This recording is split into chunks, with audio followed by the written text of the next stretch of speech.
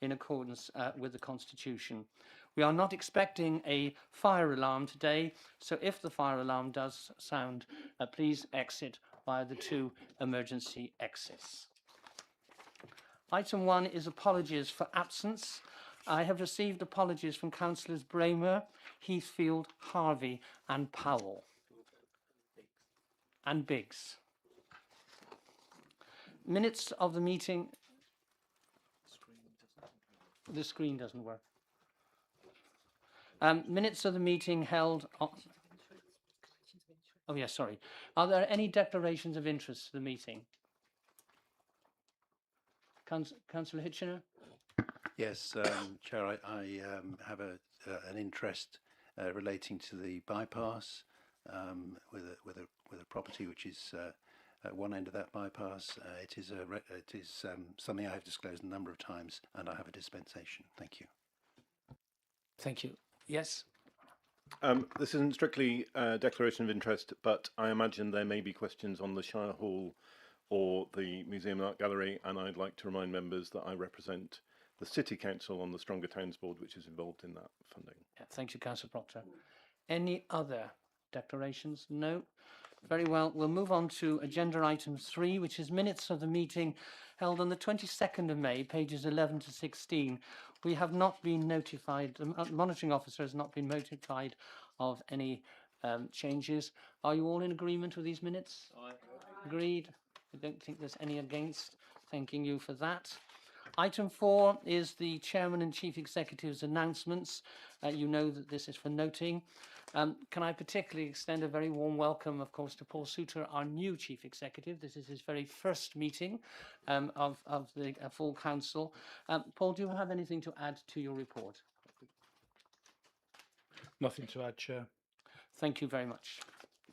Very well, we'll then move to questions from members of the public. The first question was from Mr. Hassel regarding flooding. I understand there is no supplementary. The second question was from Mrs. Prothero on the transport HUD.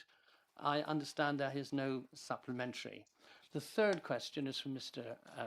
Milne on capital projects, and I can see that Mr. Milne has a supplementary.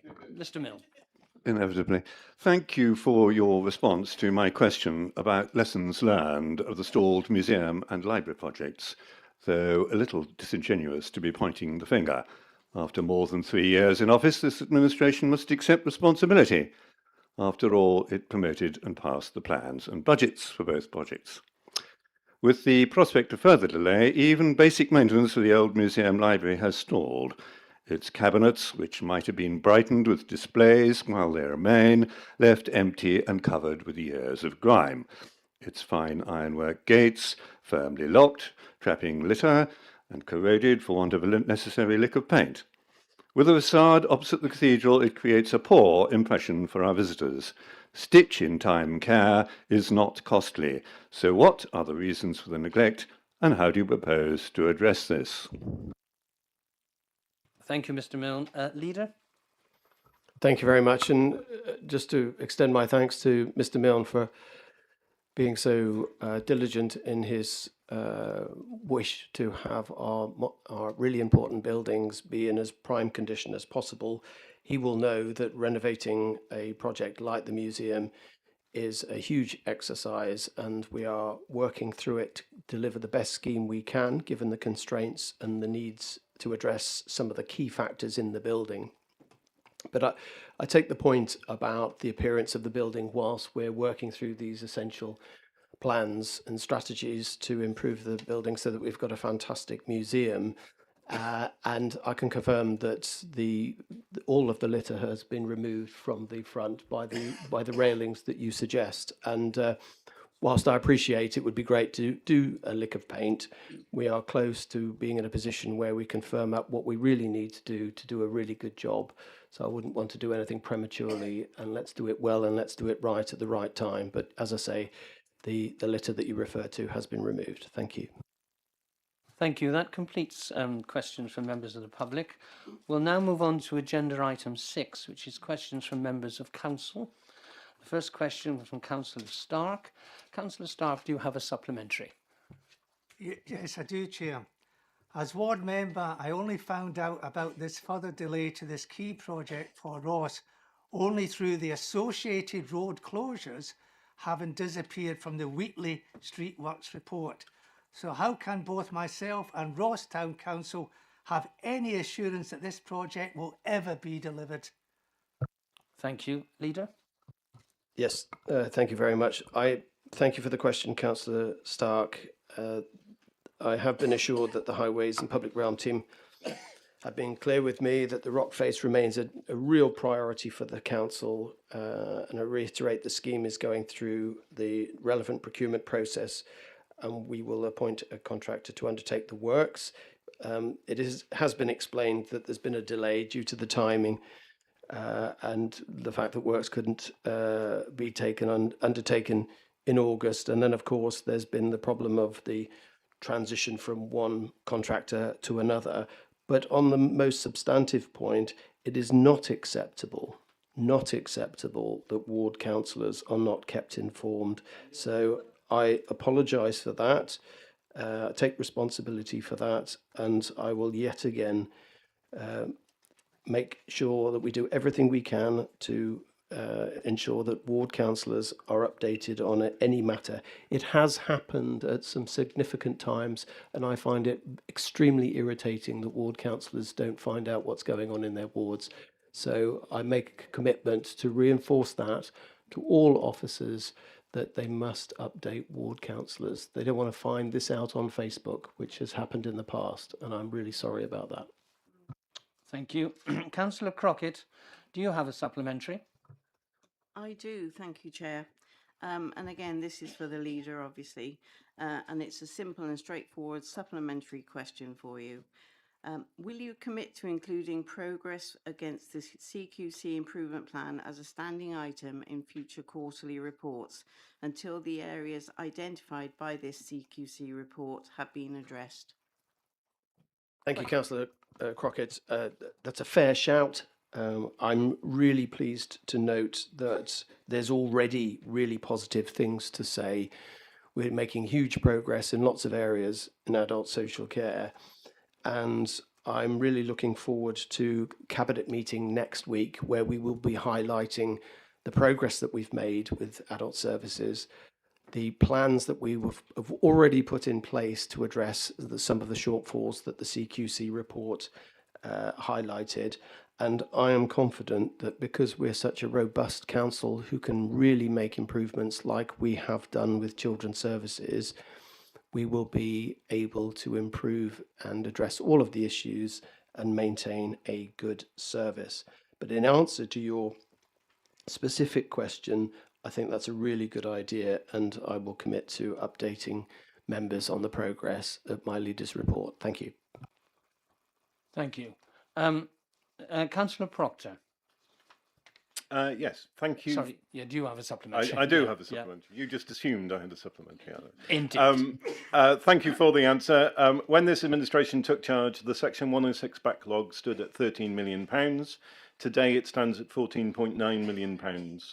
The Section 106 backlog grows at an average. The income comes in at an average of £2.7 million a year. Based on the answer, the council spends at an average of £2.2 million a year. I think everybody must be able to see that if the money comes in at a faster rate than it is spent, then the backlog will continue to grow. The answer signs off by saying the levels of unspent Section 106 money will continue to reduce as our work intensifies. If he were to double the rate at which he is delivering Section 106, it would still take 9 years to clear the backlog.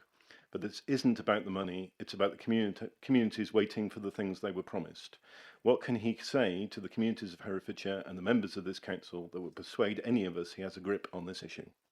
Who's going to answer this? Is that the Cabinet member or the... Yes, Councillor Smigglehurst.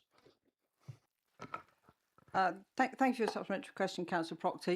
It's yes. I mean, I think this is one of those things that, as you say, we came into a backlog, and officers are working really hard to clear that backlog. Sometimes it's very complicated to get projects delivered and out of the door. So it's certainly not for want of trying. Capacity has been an issue, and we're working on that. But I take your point, and we will continue to try to deliver those projects as quickly as possible, so that we actually drive down the total sum and not simply work on the trailing edge whilst more 106 comes in ahead of that. But you're right. It's very important to see these infrastructure and mitigation projects delivered in a timely fashion. Thank you.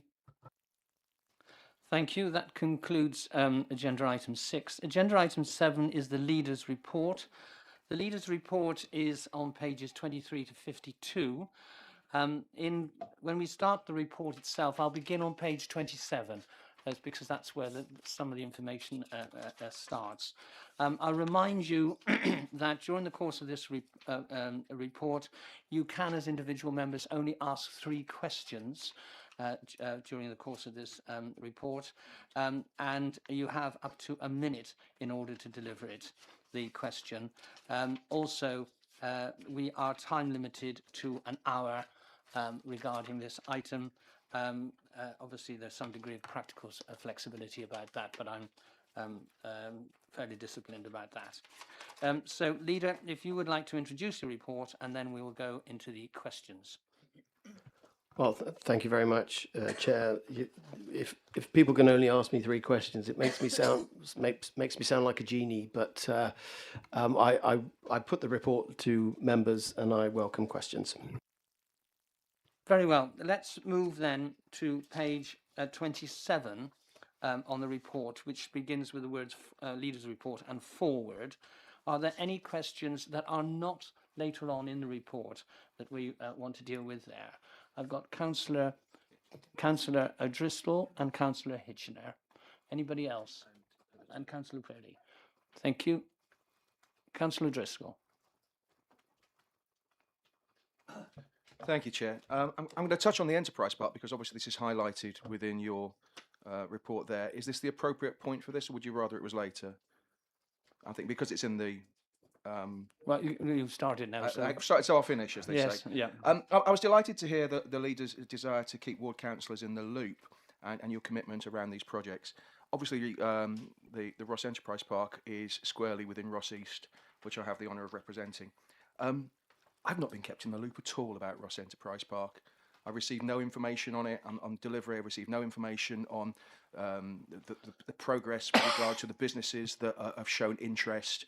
And I was very disappointed earlier this year when there was the major launch of Ross Enterprise Park. And at that launch, there were lots of members of the Cabinet who've not been involved with the board, with the business board, but not a single ward councillor from Ross-on-Wye was invited. And I am concerned about that, and I hope the leader will look to rectify that as we move forward, because we are strongly in support of the Enterprise Park, but I think there's a responsibility to keep us involved, because, believe it or not, we do know some of the businesses in the area, and we might be able to help. Councillor Hitchener. Chair, my question actually related to one of the first 2 pages, which you've said I can't ask a question on. I'm hoping you'll allow me some discretion, if I may, to ask a question. Leader, you refer in your report to being pleased that the Council delivered a balanced revenue outturn position for 25-26. I acknowledge the work that's been done to achieve this position and do not undervalue the efforts put in to achieve this result. As acknowledged in a report to Cabinet, this has been achieved after the use of reserves. It has also been achieved following a significant windfall element, by which I mean something that was unplanned and unbudgeted. In response to a question from Councillor Milne, you mentioned openness and transparency. I do not expect you to agree with me that your statement is not transparent, but can I ask that you consider carefully whether your statement is fully compliant with the Nolan principles? Thank you. Thank you. Councillor Purdy. My question is about the new public realm service, but it's specifically about the leader's comments in the foreword, which is that it's designed to provide greater accountability and improve responsiveness for communities. I'm really enjoying it as a ward councillor and the information that I can access, which I didn't used to have access to. But parish councils used to get a weekly report from locality stewards. They no longer get that.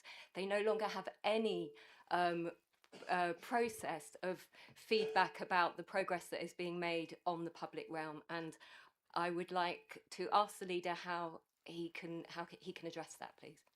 Thank you. Leader? Thank you very much. First, to Councillor O'Driscoll. I take your point about being involved, and it's really welcome that you know businesses in Ross-on-Wye, that I think we can use your experience and your connections to improve the situation there. When you do run an administration, though, there is a part at which you want to make sure that you're putting across your vision. And that meeting was an opportunity for my cabinet and I to engage with businesses so they could hear what we have to say about the council. That wouldn't have included necessarily your vision, so that's why that meeting was held in that fashion. But with regard to the enterprise zone and with regard to the investment in Ross-on-Wye, I'd like to think that you were kept fully informed about that, and when we were going to have the ceremony to start it all off, kick it all off. So that launch there was very much my cabinet focusing on the relationship that they have with businesses.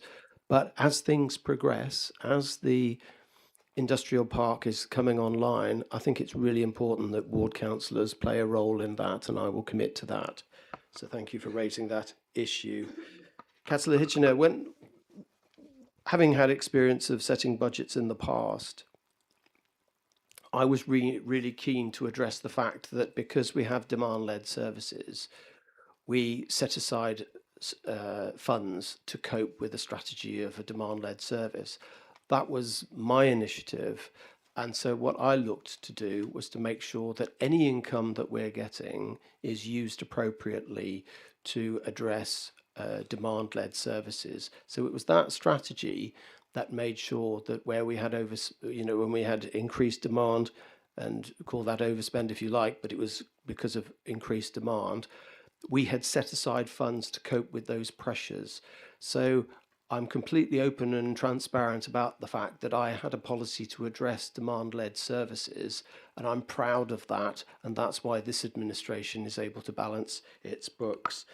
Councillor Pebbody, you know as well as I do, because you've invested in it as well, the relationship between parish councils and how we deliver services in Herefordshire is absolutely key and fundamental. And anything we can do to improve the relations with parish councils is a must. You know how committed I am to parish council summits, and yet again, just the other week, we had an extremely well attended parish summit where we are working closely with them and improving the way councils can reach the services of Herefordshire Council. One of the things I've set up is a page for parish clerks so that they can access key people in the organisation, and so that is being developed further, and that is their way of reaching to the council. But with regard to the public realm, which is, as you of all people would know, is something that parish clerks and councillors need to access more than perhaps other services in the county on a daily basis. We are improving the way we liaise there, but I would just ask Councillor Hurcombe to just clarify a few more points in the detail there, but thank you for the question. Yeah, thank you, Leader. I think we've said as we went along that the implementation of the public realm is a process, and it's a journey. It's just not an end point, and we're still ongoing on that. One of the things we did at the Parish Council Summit was take views from parishes of the information they wanted to see. That will go to shape a Parish Council guide for clerks, but it was also shape the reports from locality stewards. I think the feedback we'd had previously was they were of some use, but they could have much more information in that would be valid and relevant to the parishes. So we are taking that back, and we will be bringing them back, but just in a slightly different form in the future. Thank you. I'm finishing on pages 27, 28, 29. There's no other questions on those. Councillor Stark, and any other questions? Councillor Stark. We are looking at page 28, yes, Chair? Yep. Leader, you say there that protecting and enhancing our environment remains a key priority. I'm sure you will agree with me that access for residents and for visitors is equally important, particularly for their well-being and to support the visitor economy. A key part of that access, members, is our PROUD network, the longest part of our public realm network in the county. So, Leader, can you tell me why the executive is not laser focused on making sure that enforcement is timely and effective when it comes to landowners not being compliant with their PROW obligations? Thank you. Yeah, just tidy that up now and answer that, please. Tidy up the path, Chair, sorry. No, okay, make sure it's accessible. Councillor Stark, you're absolutely right. Our public rights of way assets are absolutely vital for maintaining the beauty of Herefordshire, the access to Herefordshire's countryside, and it is hugely beneficial to the well-being of residents and tourists if they can access it, absolutely. The journey, sorry if I can use that word, the journey for public rights of way has been a long one. The last administration brought the service back in, and there were problems with that transition. But I'm proud to say that there's been huge investment in public rights of way. There's been huge investment in staff to make sure that they are addressing some of the very long-term problems that our public rights of way have faced.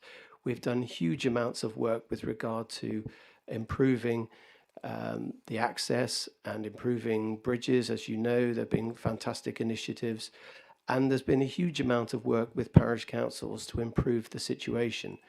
The scale of the task, though, is huge, and the other issue is, of course, enforcement for those people who are not taking care of public rights of way in the way they should. We've strengthened the team. We've made lots of different approaches to how we improve the situation, and I'm proud of that. We are focused on it. Whether you want to use laser focused or not, it's a huge priority for us. And just turn to Councillor Hercombe if there's anything else he would like to add. Yeah, I think we're all aware that enforcement hasn't been where we want it to be, and I thank his scrutiny committee that Councillor Stark chairs for looking at this, and also Councillor Highfield and Councillor Pebbody, who've done extensive work as well. We do have the local access forum next Friday, and one of the topics that's always under discussion there is enforcement and problem areas of public rights of way. So I'd encourage all members to come and support that if they can, and feedback through that process too. Thank you. I've got Councillor Fagan, but I'm moving on to page 30. On Crisis and Resilience Fund and the allocations of the expansions of the two high schools. Any questions? Yes, I've got Councillor Tully. Any other questions? Councillor Simmons and Councillor Stone. Councillor Fagan. Apologies, Chair, but my question is actually from the page before and relates to that's fine. the PROUD network. Okay.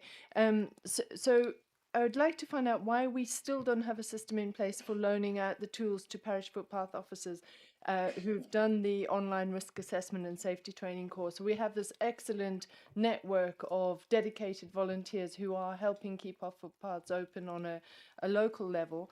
They're doing a fantastic job, but we're missing this window of opportunity over the summer because there is no system in place for loaning equipment out to those footpath officers, despite them having undertaken the training courses in March. So can we please have an update as to why there is no system in place to lend footpath officers the necessary tools that they need to be able to keep the PROUD network open? Councillor Tully. Thank you. So it's great to see the update on the Crisis and Resilience Fund. Thank you.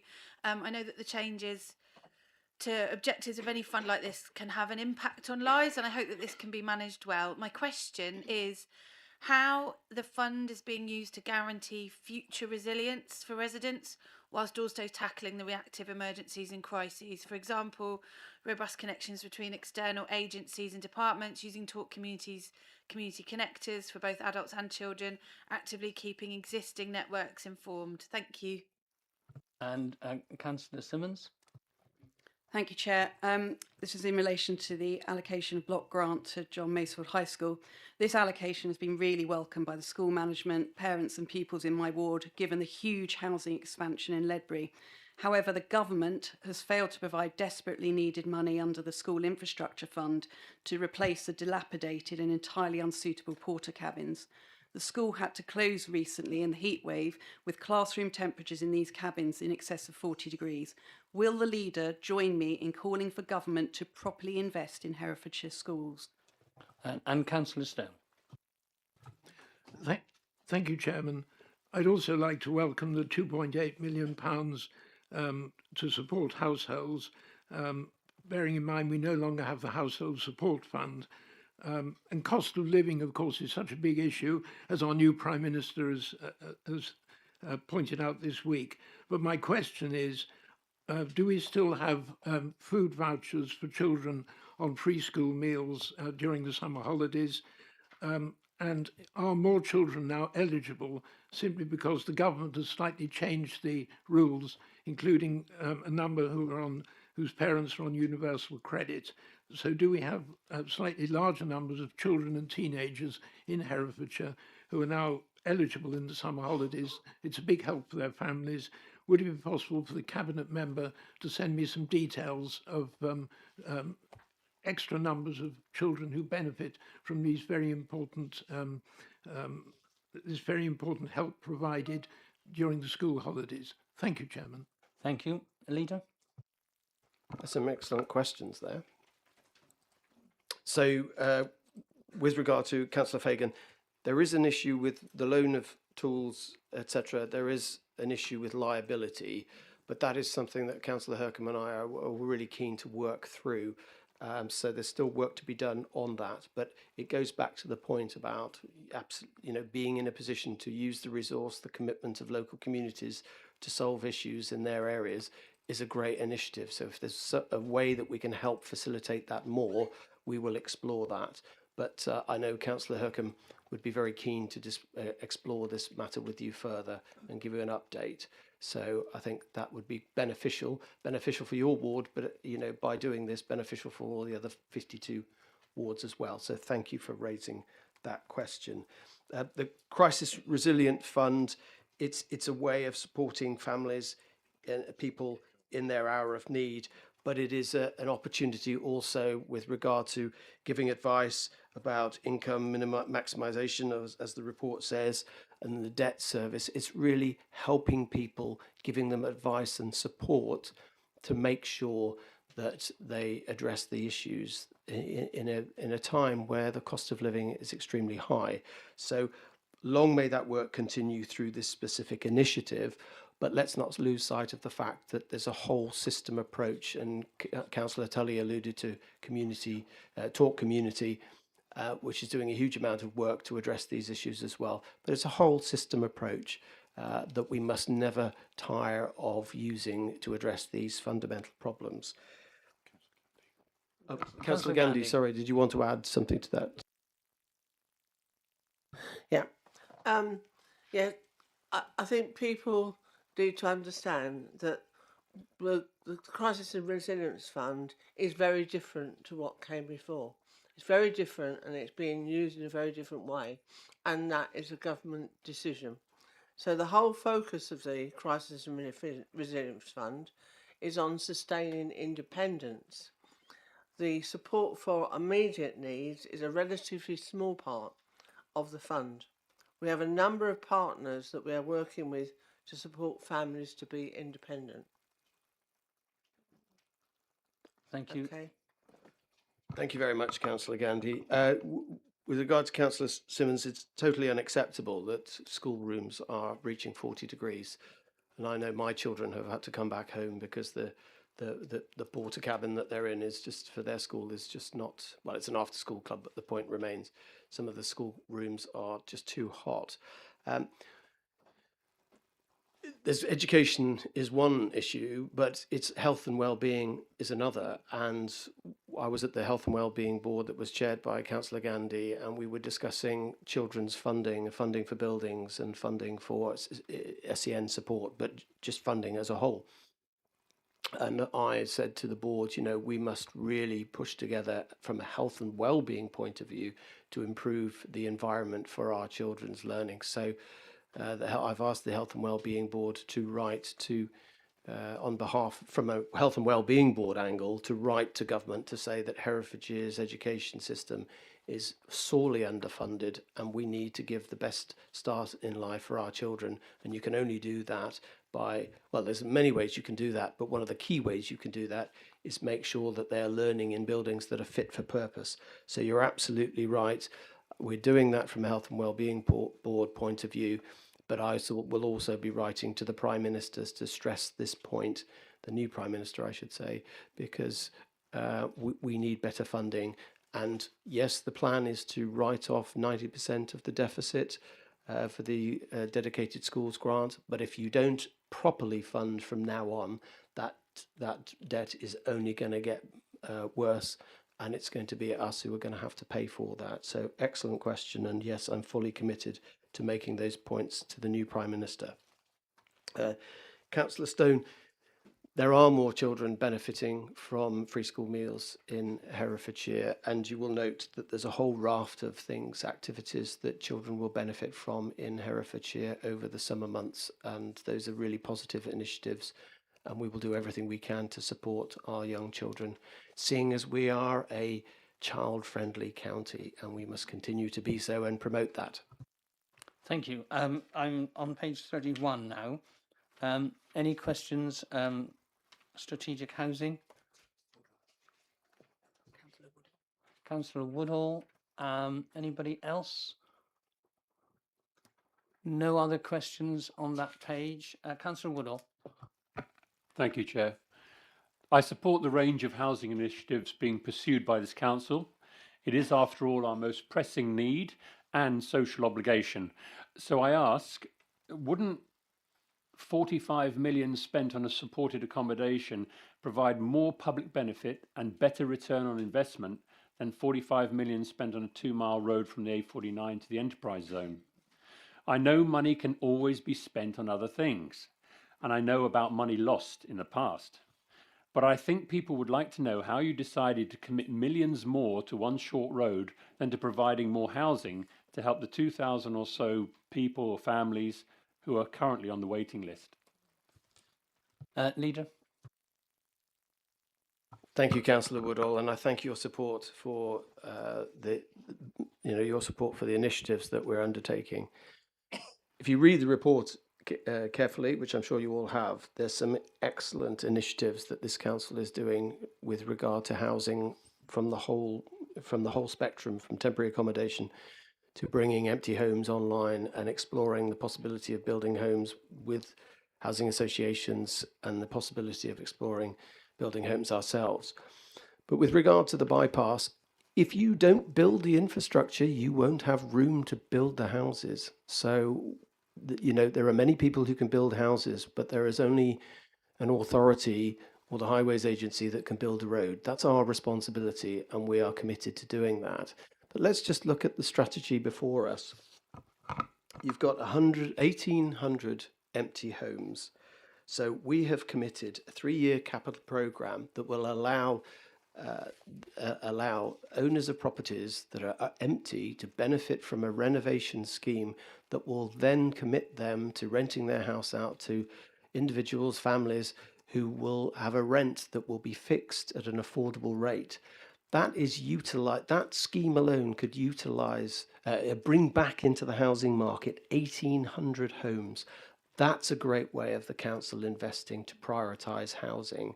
That's our commitment, and we're focusing on what others can do to help us with the housing need, as well as we are focusing on what we must do, which is to build the infrastructure to allow the housing. And let's not mince our words.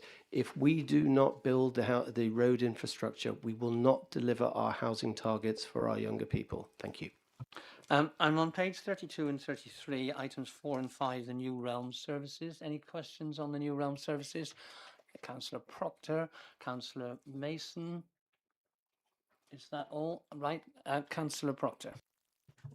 If I may, Chair, I actually want to ask a question prompted by the leader's answer on housing as one of my questions. I was very intrigued to hear the leader talk about this plan to bring the 1,800 empty homes back into use, and that would be amazing if possible. Is that a firm is he able to give us a firm target of that at that level? Because that sounds extraordinary. And if not, what is a more realistic target, let's say, over the next 3 years? Councillor Mason. Thank you. Also, with your indulgence, I'd actually like to ask a question on place and environment. I did put my hand up in the earlier bit and it wasn't spotted. I think all members will be aware of the fires in the county at the moment, most noticeably the wildfire up on Hunters Hill.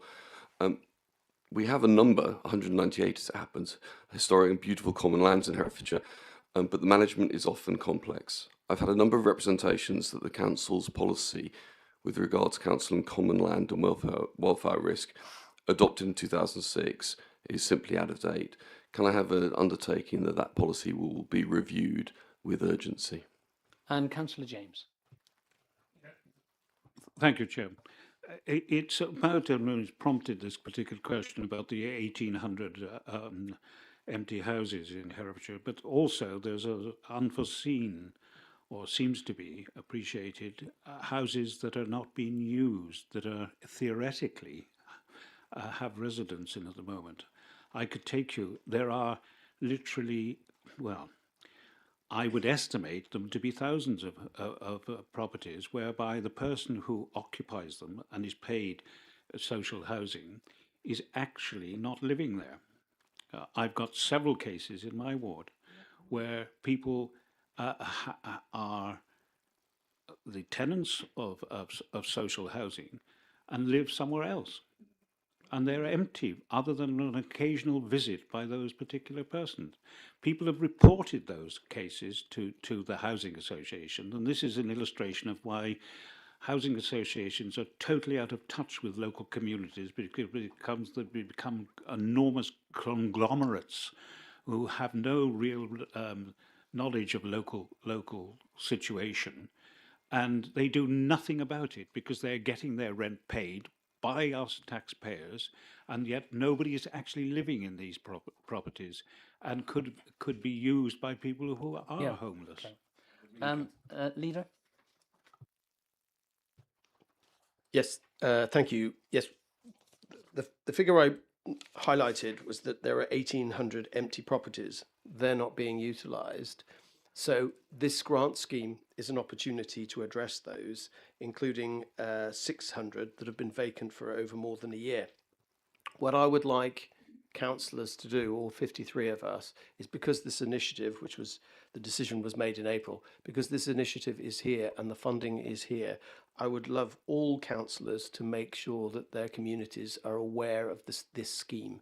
And I think we should do more to promote it, because I'm mentioning 1,800 empty homes. I'm not saying that's a target. What I'm saying is if we could utilise the majority of those, we would do huge advances in addressing the housing need. So please make this policy as widely available as possible to all of your communities that you know, so that you can ensure that people utilise this grant funding so that we can use one of the approaches to address the housing need. It won't fix every housing need, but it'll be a huge incentive to bring back these empty properties and make them available to the people who most need them. So thank you.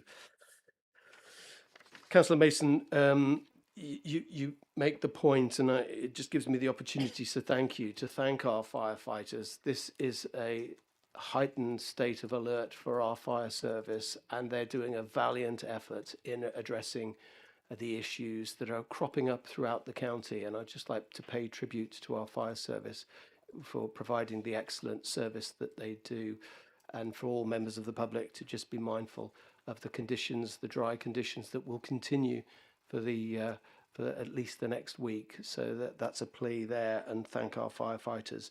Secondly, though, yes, all policies need reviewing. There are complex reasons, historic reasons why matters of the ownership of this land can be complicated, and then that's why I think we should take a second look and review the policy. Councillor James, I'm sure some councillors may be aware of anomalies with regard to housing and who's in where and who's benefiting from what scheme. All I would say is that if you are aware of any of those situations, then please give us the details so that we can pursue those and ask our officers to ensure, or even we can pass that information on to the housing associations to ensure the right people are housed in the right conditions and are benefiting, because if they're not, somebody else should be benefiting from that instead. Right, I'm still on pages 32 and 33. I've got Councillor O'Driscoll, Councillor Proctor. Anybody else want questions on these 2 pages? Councillor Barnett. And Kenyon. Very well. Councillor O'Driscoll? Thank you, Chair. Again, a question prompted by a prompt. The 1,800 empty properties, a question, does it include the upper stories of shops across our market towns around the county? I fear it probably doesn't. And this has always been a case of huge frustration for me, because I feel that if these upper stories, which are so often left empty, could be used for accommodation, it would be a tremendously easy way of invigorating our town centre economies. If these 1,800 don't include the upper stories of our shops around Herefordshire, is there any way the leader could look at it being done in such a way? Because we could kill 2 birds with 1 stone with that. Thank you. Councillor Proctor? I have 2 questions, my remaining 2 questions on page 33, if that's okay. So question 1 is, on the 21st of May, the Burkett Road pedestrian bridge across the railway line was closed without notice, and pedestrians are now using one side of the highway on the associated road bridge. This is causing, as you might imagine, considerable disruption locally and across the city. It's particularly difficult for pedestrians, especially pedestrians with disabilities. VI pedestrians really struggle with the current barriers. Drivers are jumping red lights, they are moving barriers.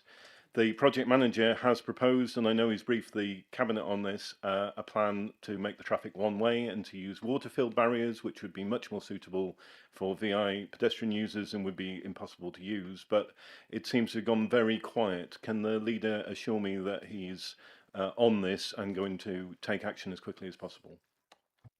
If I may, my second question.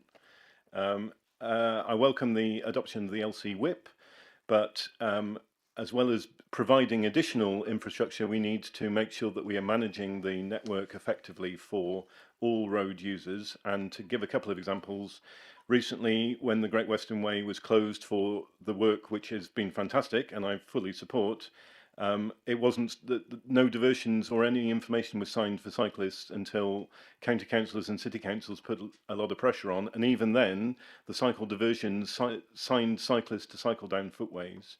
In my ward today, a footway is being closed and signed for pedestrians.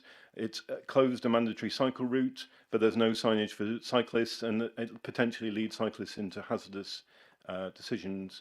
Now Straight Works have been taken back into house. Will the leader review with that team their approach so that they will always consider cyclists as a distinct set of highway users with specific needs in disruptions on the network? Thank you. Those are 3 questions. Leader, do you want to respond to those 3 now? Yes, okay. Councillor O'Driscoll, my mother had a shop in Bromyard, and as a child I lived above the shop, and it was a beautiful house, and to live above a shop is, in my experience, a wonderful thing, and it is a home, and it was a very good home, and I miss it sadly, but now it's a pub, so if you would like to go, I'm sure they'll make you very welcome. However, so if above a shop is classed as residential, as my home was, then yes, it would be open to this scheme. But there are some shops that above it's a storeroom or something like that. So it has to be registered as residential to get the scheme. But the point that you make really, and I'd have to brush up on my knowledge of planning, but where you do have a shop and you do have floors above, there is a permitted development change to convert storerooms into accommodation, and I think they changed the law regulations so that you could have up to 2, size permitting. So whilst planning, there may be a planning box to tick, so long it is permitted to change, then they would benefit from the scheme. But any houses that, any accommodation that is currently residential above a shop, then they will be able to benefit from this scheme. But it's an excellent point to raise, and again, this is accommodation that I benefited from in my life that, people could benefit from, and it is hitting two objectives at the same time, because it's bringing back property that needs living in, and it's revitalising the economy of market towns in particular. Okay, yes, the Burcott Road, the revised traffic solution there is actively being worked on. Our new chief executive, Paul Sator, went and visited.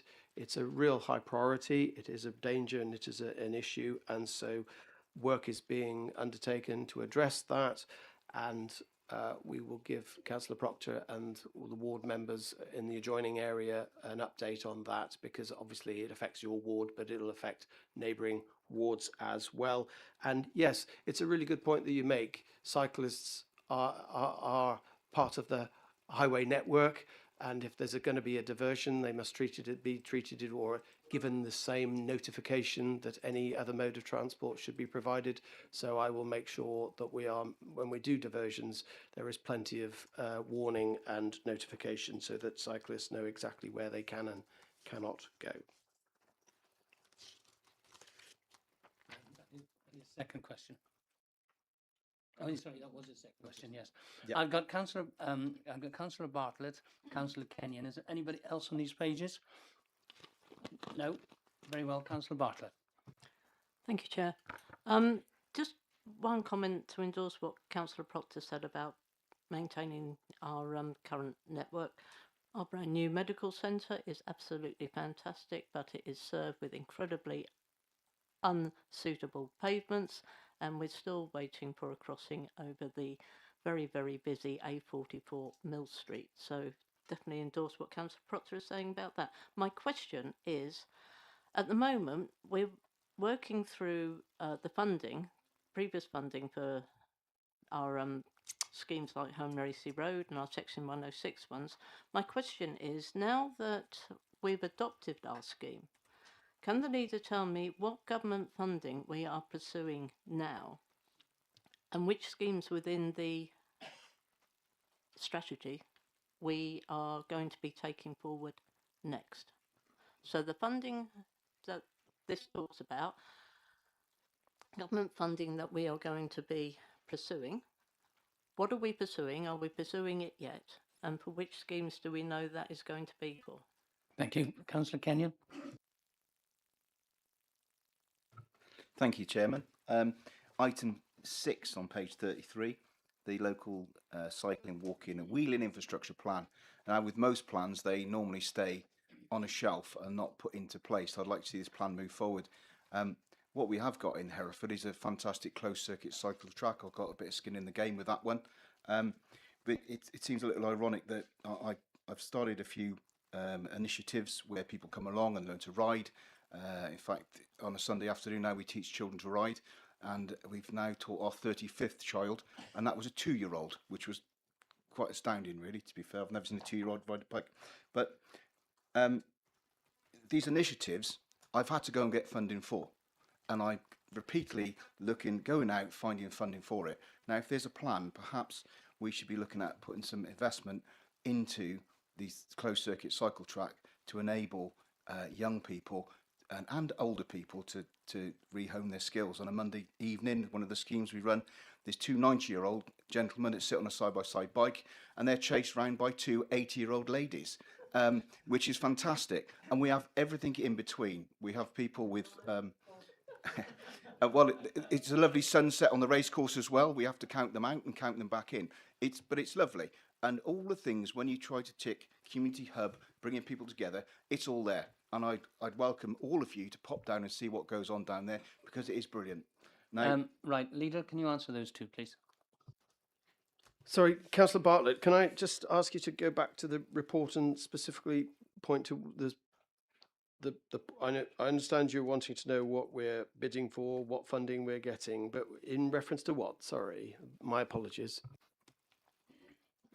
So the key purpose of the LC Whip is to provide an evidence-based framework for future investment, and the adoption of the plan will strengthen the Council's ability to bid and secure government funding. So I'm just asking, what It's Okay, thank you. of funding are we seeking, and for which routes in the plan that we'll be taking Yep, forward okay. next? Okay, thank you very much, and apologies for not understanding fully what you were referring to. So there's a whole list of initiatives there to be pursued over a long period of time, and I know ward members have contributed to that to shape the document. I'm not apprised of which initiatives we're actually moving forward at the moment, but I will get a list to you of the type of projects that we're focusing on and make that available for all ward councillors. Councillor Kenyon, thank you for advertising the cycle track. I mean, you have campaigned for years.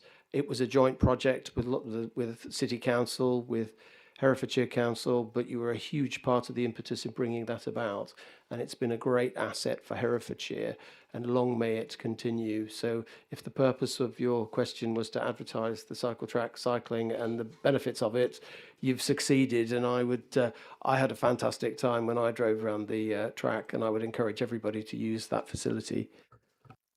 Thank you. I'm now on page 34, items 7 and 8. Are there any questions? Councillor Simmons and Stark, Kitchener, and Councillor Owens. So, Councillor Simmons. Thank you, Chair. In relation to item 7, the bypass, I will call it the Southern Link Road because that is what you have permission for. I commend the work of the officers for the first time ever publishing the full business case to support the 2-mile stretch of road. It appears that the budget is so tight we are relying on value engineering to remain in budget.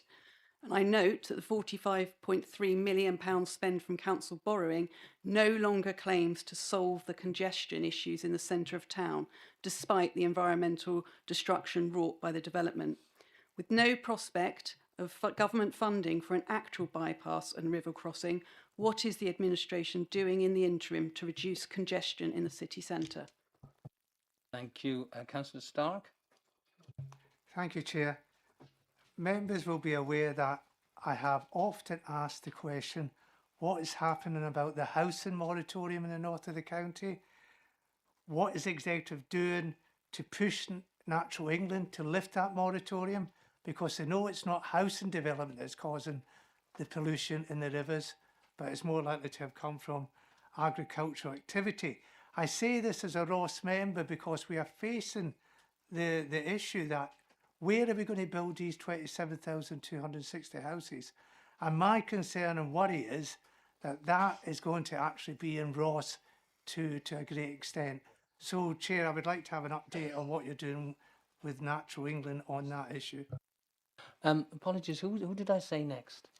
Yes, Councillor Hitchener. I can't read my own writing, David. Councillor Hitchener and then Councillor Owens, and then I'll move to the leader. Thank you, Chair. At a recent meeting, an officer with experience of delivering large capital projects commented that 99% of projects overspend. If Council approves the project, if Cabinet, bit of a slip there, if Cabinet approves the project, any overspend will become the problem of the next administration. This project is being funded by council borrowing, and I think it is reasonable to assume that any overspend will need to be funded in that way. Is it reasonable to embark on a project which has a 99% chance of overspend without serious thought being given beforehand to how to address that issue? What are the leader's proposals to fund an overspend, or is he and the Cabinet such risk takers that they consider this unnecessary? Councillor Owens.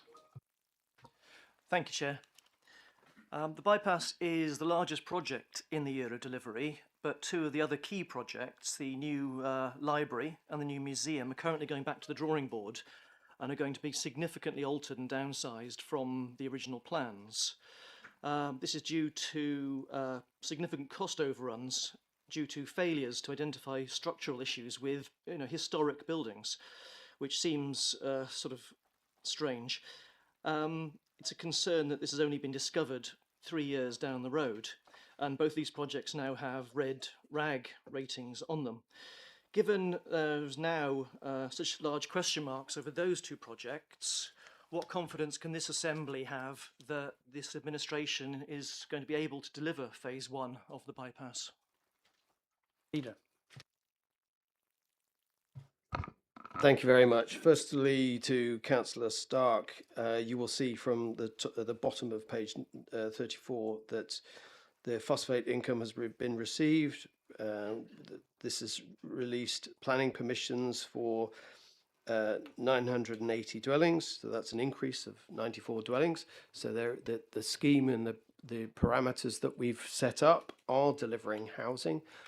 But with regard to Natural England, it's incumbent upon us to make bold planning decisions that are sensible, reasonable and rational, so that we can make sure that where we can, we are making sure that if there is any opportunity to pass planning permissions in a way that is responsible and reasonable and with full regard to the risks involved in making sure that we don't add to the phosphates problem, we will be doing that. And I give my assurance that that will happen. Moving on, I beg your pardon, I should have come to Councillor Simmons and the congestion.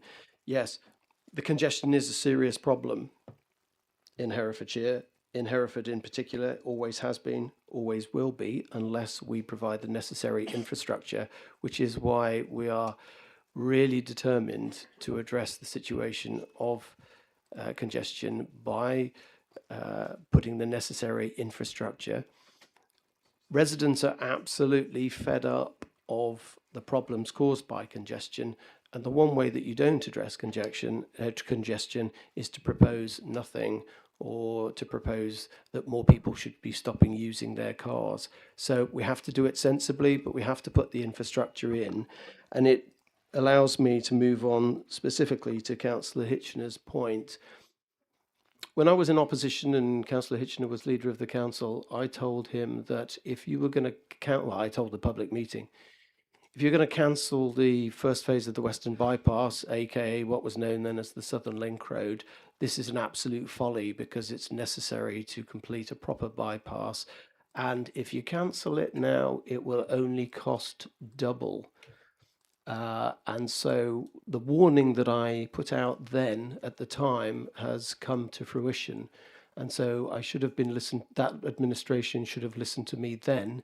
They didn't. And now we're faced with the excessive costs. So if you're looking to say why the costs are what they are, I would ask you to refer the matter to Councillor Hitchener. But the point is this. It is necessary infrastructure. We talked about housing delivery. We need the infrastructure to address a raft of issues, one of them being housing, one of them being congestion. That's why it's the right thing to do. And we have to do it in phases, which is why we have the strategy we have before us. Costs will always be a challenge. When you can come up with a scheme, you can say, this is what should happen. That sounds great. You go ahead based on that decision. But when you actually get into the detail of costing these projects, that's when you see the hidden costs, the true cost of developing these things. So that's why you have to take a measured approach. You have to review the strategy. And this allows me, by saying this, to just move on fluidly to Councillor Owen's point in addressing the museum and the library. We're not going back to the drawing board. We are facing the realities of restoring some key historic assets and maintaining the momentum to delivering what should be extremely beneficial for Herefordshire, a great library, a great museum, and citing them in really historic assets that we own, maintain, and we must embrace. And it's our responsibility to make sure that those buildings are restored properly. And isn't it fantastic that we can make sure we do that by putting these great facilities in there? So I welcome everybody's support for the projects. We've got to do it sensibly within the budgets we can maintain, and that is continuing to be my administration's goal. And we, I think, are doing the responsible thing by those buildings at the same time as providing what will be great assets for the county. Can I make a point of order? Sorry. Yes, your point of order is? In relation to the leader's response to Councillor Hitchener, My understanding is that the previous administration was unable to let the contract for the road and had to cancel it because of errors made by the previous administration in the procurement of that. And that's not a point of order. I'm now moving to Councillor Driscoll and Councillor James. Is there any more questions on this issue? Councillor Pemberley? There are no other questions on this on those items, so I should be moving on from that subject then. Councillor Driscoll?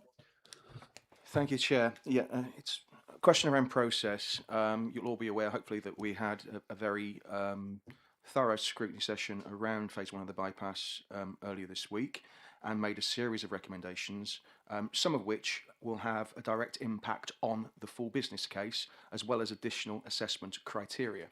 That was then followed up a couple of days later by a political group consultation on the full business case. However, the full business case that came to the political consultation was the one without any suggested amends from scrutiny. My question is, will there be a political group consultation on the final full business case before it comes to Cabinet, as well as an opportunity to look at the assessment criteria with the answers to the assessment criteria provided, so that we have a proper understanding of the information that's being provided to Cabinet when it makes its final decision? Thank you. Sir James. Thank you, Chair. Bearing in mind the cancellation of the bypass has meant the return and cost to the taxpayer of this county of between 20 and 30 million pounds, it is a bit, would the leader not agree with me, it is a bit rich for Councillor Hitchener to describe the potential overspend on a capital project as being of concern. The 20 to 30 million pound that had to be paid to produce nothing of benefit for Herefordshire that Councillor Hitchener was responsible for is probably the most blatant waste of taxpayers' money that has ever happened in this county. Leader? Thank you. Well, first of all, can I thank the Scrutiny Committee and Councillor O'Driscoll for the work they've done on the bypass. And I know you've given this a lot of thought, and the committee have, and been very keen to make sure that any decisions that the Council is going to make, or the Cabinet is going to make, sorry, I should have said, is going to be done in a robust fashion and taking on board all of those comments. Political group consultations are there for groups to listen, to express their views.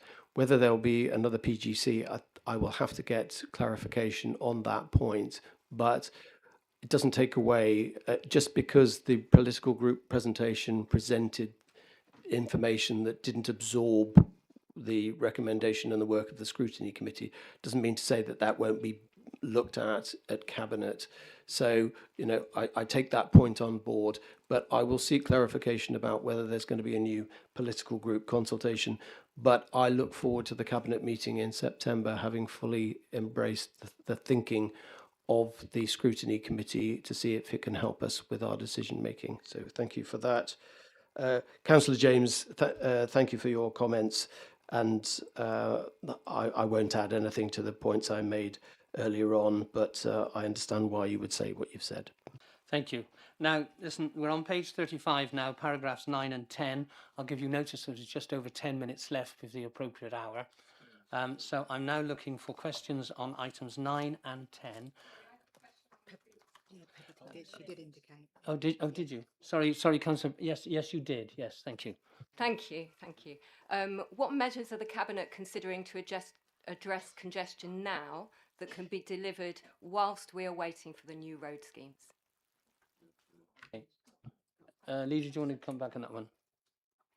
Yes, okay, thank you. The explicit answer really is all of the work that we've been doing in the local transport plan, and so I will ask officers to appraise you of all of the proposals that we put forward in response to the local transport plan. And of course, one of the key documents which this council has helped shape, as well as the local transport plan, is the LC Whip, and all of those initiatives, if followed through properly, will do some considerable benefit to addressing congestion. as well as the Safer Routes to Schools projects that we are trialling. Lots of initiatives like that, but I will put that in the schedule for members to understand. But a part of that is to have the right rail strategy as well. We'll be talking about that later, but also fundamentally to make sure that we've got the right infrastructure, one of those being the first phase of the Western Bypass. Okay, so we're on paragraphs 9 and 10. Any questions on paragraph 9? Councillor Simmons? Any other, Councillor Fagan? Any other questions on these two paragraphs?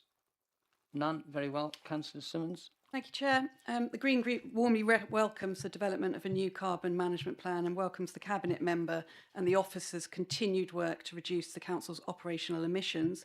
We agree that climate action should be viewed as a positive opportunity for innovation.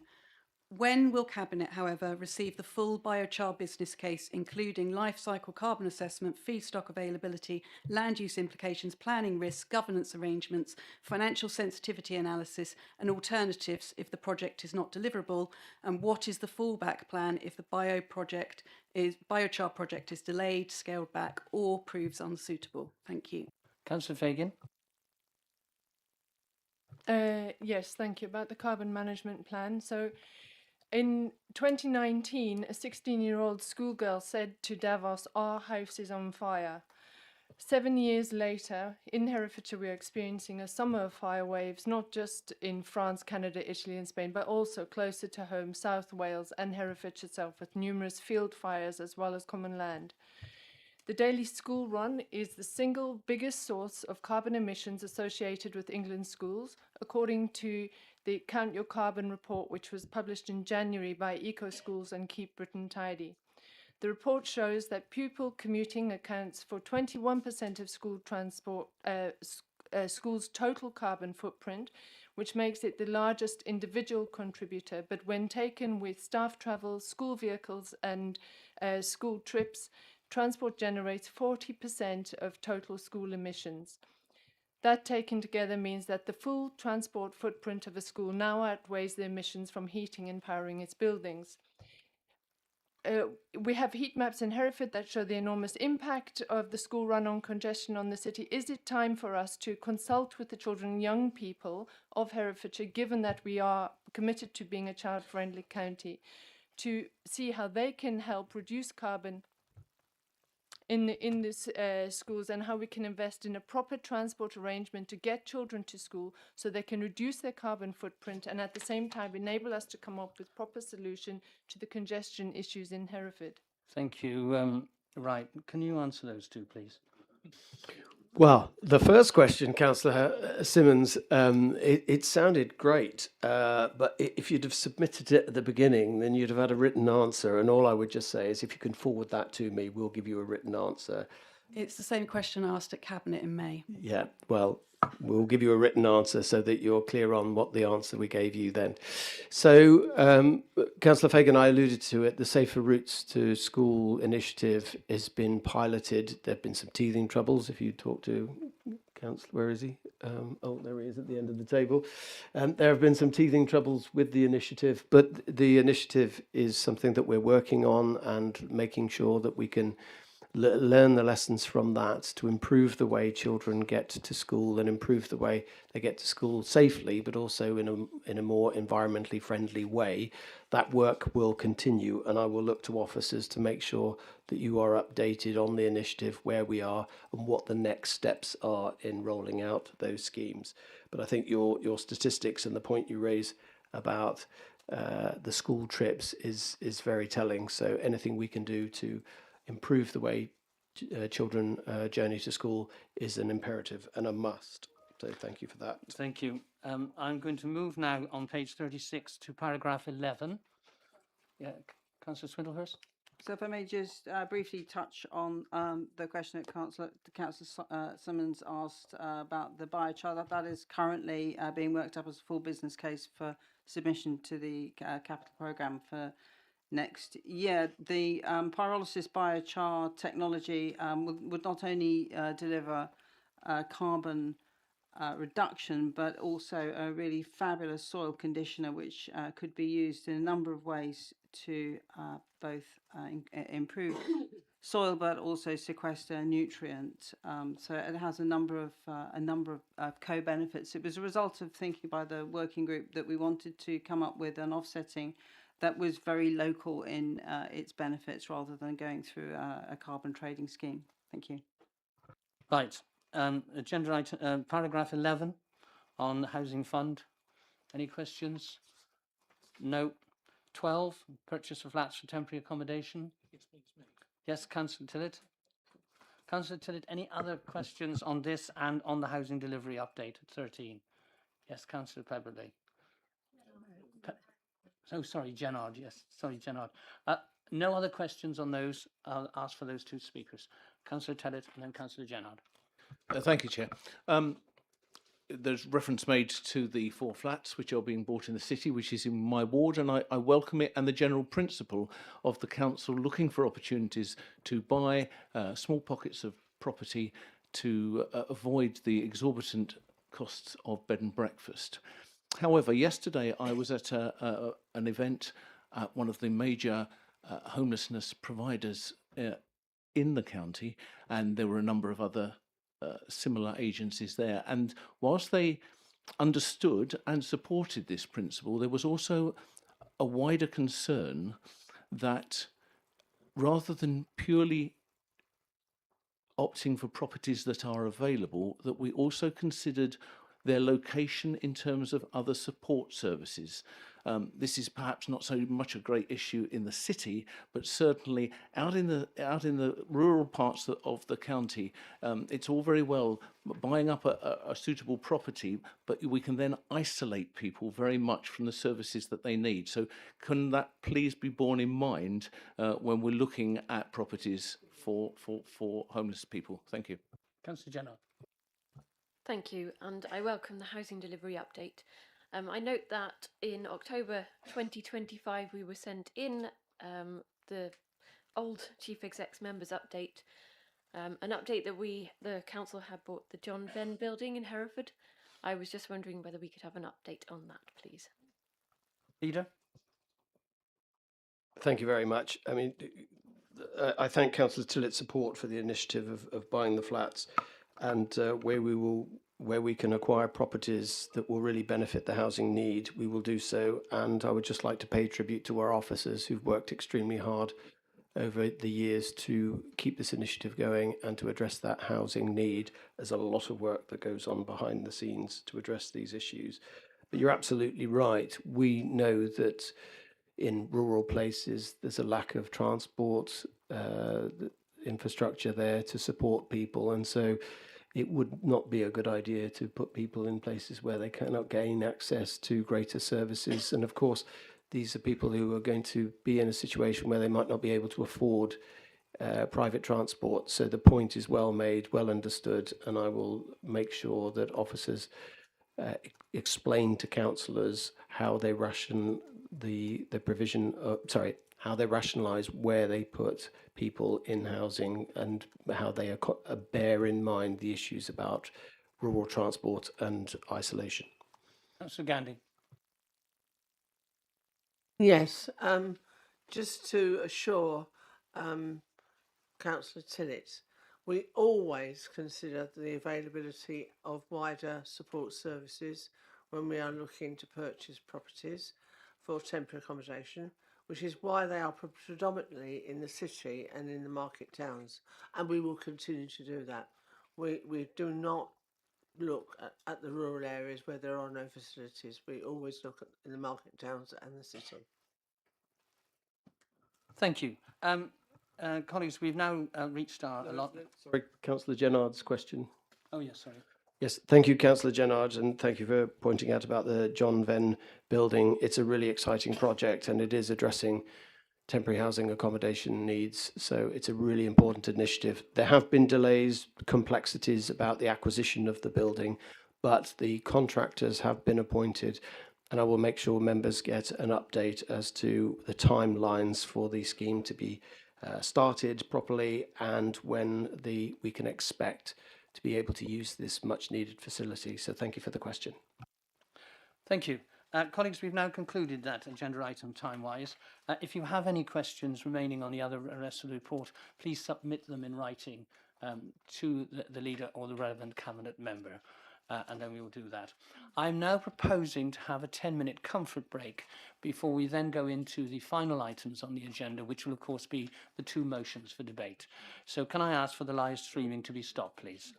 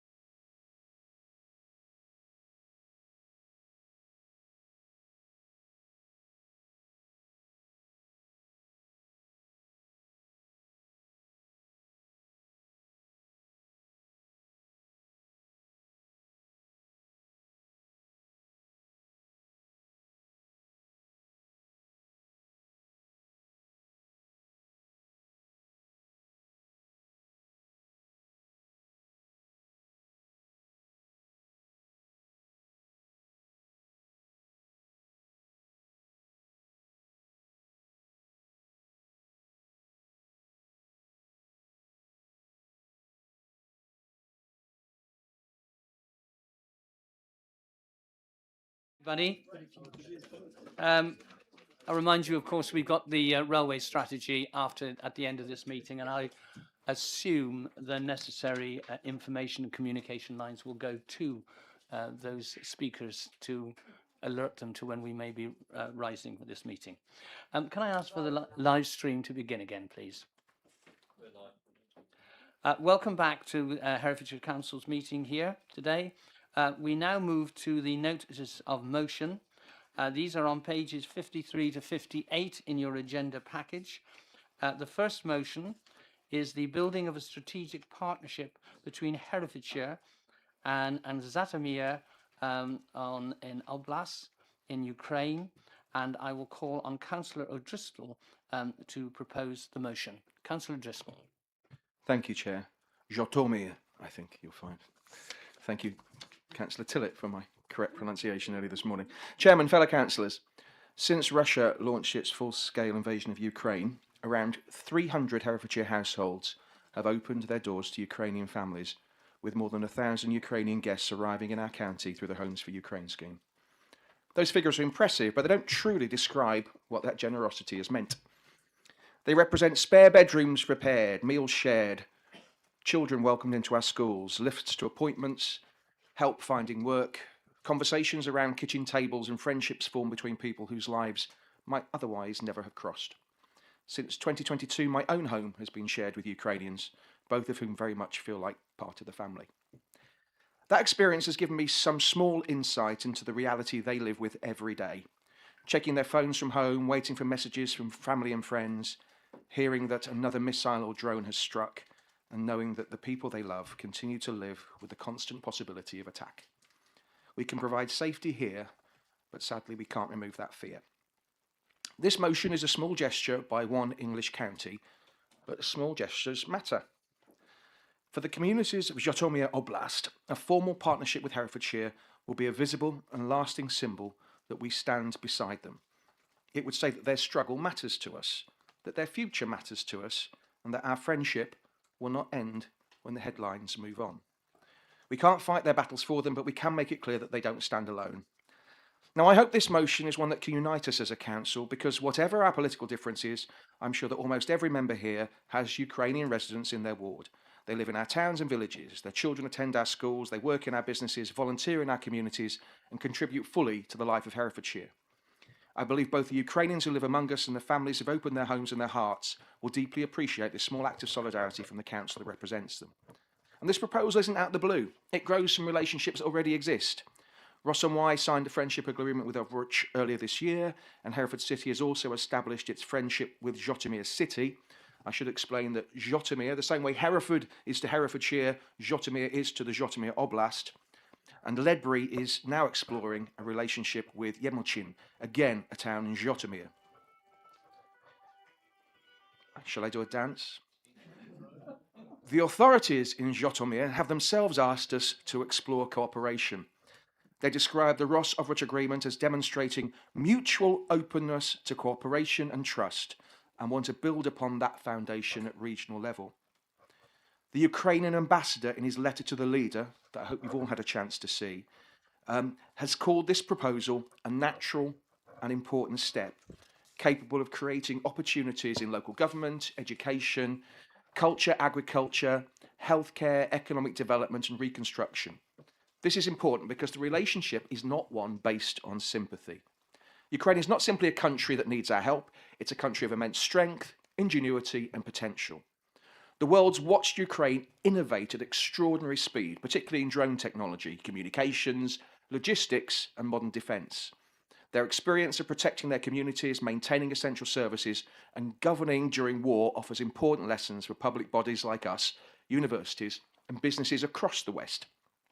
We also share important characteristics with Zhytomyr: strong rural communities, important agricultural economies, distinctive market towns, valued landscapes, and a belief in the resilience of our local people. This partnership should therefore be built on mutual respect, not charity flowing in one direction, but knowledge, friendship, and opportunity moving both ways. I was delighted to also receive a letter of support from the Bishop of Hereford, who underlines this point when he says in that letter, this is not a one-sided relationship. but a clear joint relationship building on the similarities we share and learning from the differences. There's also an exciting opportunity to create something distinctive. The fact that towns across Herefordshire are already signing friendship agreements with towns across the Zhytomyr Oblast, creating not simply separate twinning arrangements, but a county-wide family of partnerships. Schools, cultural organisations, farms, businesses, churches and voluntary groups could share knowledge and develop projects together. HVOS, in tandem with Herefordshire Community Network for Ukraine, already have these relationships. They have trust and they have the understanding needed to help us achieve that. They've been integral to the agreements already established and are the natural voluntary sector partner for the next stage. By supporting this motion, we turn welcome into friendship, friendship into partnership, and solidarity into something that can endure long after we leave this chamber. Now, I know this chamber likes a quote. Sidney Smith, the 19th century successor to Jonathan Swift, wrote, "It is the greatest of all mistakes to do nothing because you can only do little. This council cannot end the war, we cannot remove the fear felt every day by families across Ukraine, but we can do something. We can offer our friendship, our solidarity, and our commitment to building a shared future." I ask all members to join me in supporting this motion. Thank you. Thank you, Councillor O'Driscoll. Councillor Simmons is going to second. Do you want to speak now, Councillor Simmons, or later on? I'll speak at the end, thank you. Okay, thank you. Very well. The debate the motion has now been moved. Members are entitled to speak once during this debate for up to a period of 3 minutes. And I will now ask and invite members if they are indicating. Yes. Any more speakers? Yes, Councillor Williams. Councillor Tillett. Councillor Proctor. But we'll... Kenyon. We'll begin... Let me just stop there. We'll begin with Councillor Highfield. Thank you, Mr. Chairman, and thank you, Councillor O'Driscoll. It's a terrific initiative. I fully support it. My only reservation is that I'm part of a small team that has been shipping donated goods into Ukraine for the last nearly 5 years. We've sent almost 800 tons that has come from Herefordshire. My colleague, who's my partner in that, has personally driven twice right into Chernobyl, past the old power station there. There's another member of this council sitting here who may want to speak about it, who has driven into Poland to take aid. So what my only concern is that I don't want us as a county to say we're only going to focus on this oblast. The whole of Ukraine has been supported by logistics aid, which is a wholly Herefordshire initiative. So with that reservation, I wholeheartedly support this initiative. Thank you. Councillor Robert Williams. Thank you for the motion, and I agree with the guiding principles of the motion. Probably a bit of a tedious link, but I just wanted to note HVOS in here and how good they are. So I chair a charity that has 6,500 members across 2 council areas, and the other council area, which I'm not going to name, its service just doesn't compare. So I just think it's worth noting that we've got good people in this county, and we, partner up with them. That's it. Ta. Councillor Tillett. Thank you, Chair. On behalf of this council, because the chairman was unavailable, I attended, which I would have done anyway as a city councillor, but I did attend the ceremony between Zhytomyr City and Hereford City. And it was, as indeed did Councillor Davis as Mayor of Bromyard, a very, very moving occasion where it was abundantly clear how very, very much this relationship meant to them. It's very humbling, and it is, of course, the miracle of modern technology that we can have these live link-ups. But it's also very humbling to bear in mind that one of the initial planning sessions between the City Council had to be abandoned because of sirens going off and an attack on Zhytomyr City. Can I make just a slightly wider point here, which some members may not be aware of? This county has a highly commendable history of welcoming refugees. In 1914, when Germany invaded Belgium, which triggered most of the Western nations joining the First World War, the first county to put up its hand and say, "Come here," to Belgian refugees was Herefordshire. And that fact was recognised whilst the war was still in progress. The Belgian government sent to the city a two-sided standard with the Union flag on one side and the Belgian tricolour on the other, and that is still displayed proudly, rightly, in the town hall in Hereford. And that debt of gratitude was never forgotten, because 100 years later, in 2018, at the centenary of the end of the war, the Belgian government again sent a representative to Hereford during our remembrance commemorations and presented the city with a new double-sided standard which hangs proudly in the chamber. This is a long and proud tradition we have of welcoming refugees experiencing the displacement from war. This has a great logic to it, this motion, and I wholeheartedly endorse it. Thank you, Chair. Thank you. I also say I was at the presence at the Ross signature that they had, and of course that also was delayed because of an attack, and it had to be they were in a bunker at the time when we did that, and I think that brought it home to us all how very different life experiences that we were going through. I've got Councillor Proctor, Councillor Kenyon, and the leader, then Councillor Bartlett. Indicate to me when the others are speaking. Thank you. Councillor Proctor. Thank you. Yeah, I strongly support this motion. I just want to build on what Councillor Tillett has said about the long tradition in this county of standing in solidarity with people across Europe, especially experiencing conflict. And I like to think that this is a step that we're taking that our great-grandparents would have been very proud of.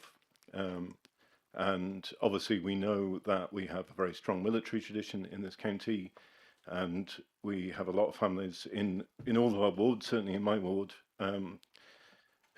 where families really understand what war means. And I will be very happy to vote in support of this motion. Thank you, Councillor Kenyon. Thank you, Chairman. Yeah, I've actually been across to Lviv delivering aid there. That was a couple of Christmases ago. We took Christmas boxes for kids and that sort of stuff, and essential medical aid. I'll tell you a story outside of here. Just be careful at customs coming back through. They'll let you through with anything. But I want to speak about something about risk. When Ukrainians, I've got a Ukrainian family living in one of my properties. I took the risk to put them in there because they had no background, no references and that sort of stuff. And they found it very difficult to get anywhere. I took the risk and they're in there and they're fantastic and there's no issues or problems whatsoever.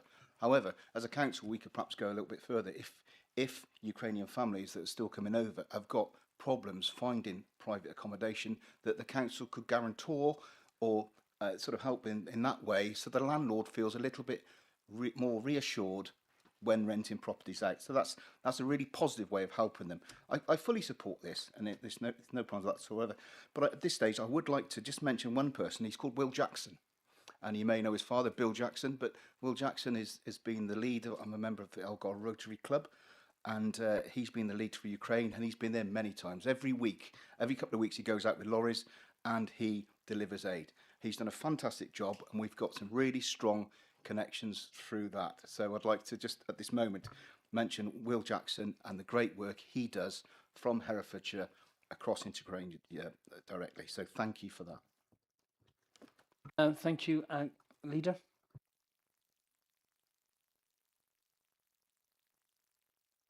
Thank you, Chairman, and I would like to thank Councillor O'Driscoll for bringing forward this motion and for highlighting the issue that I know commands the support across the chamber.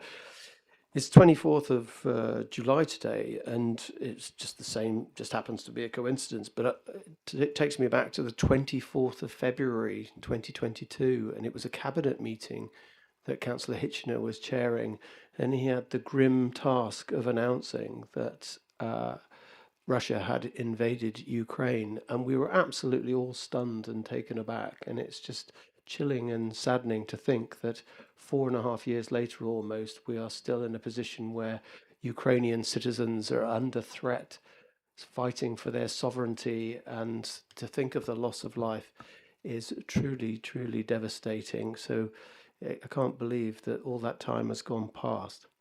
However, on a positive note, I welcome the spirit of the motion, and it builds on the work that the Council and partners, individuals have done across Herefordshire to support people in Ukraine and strengthen the links between our communities.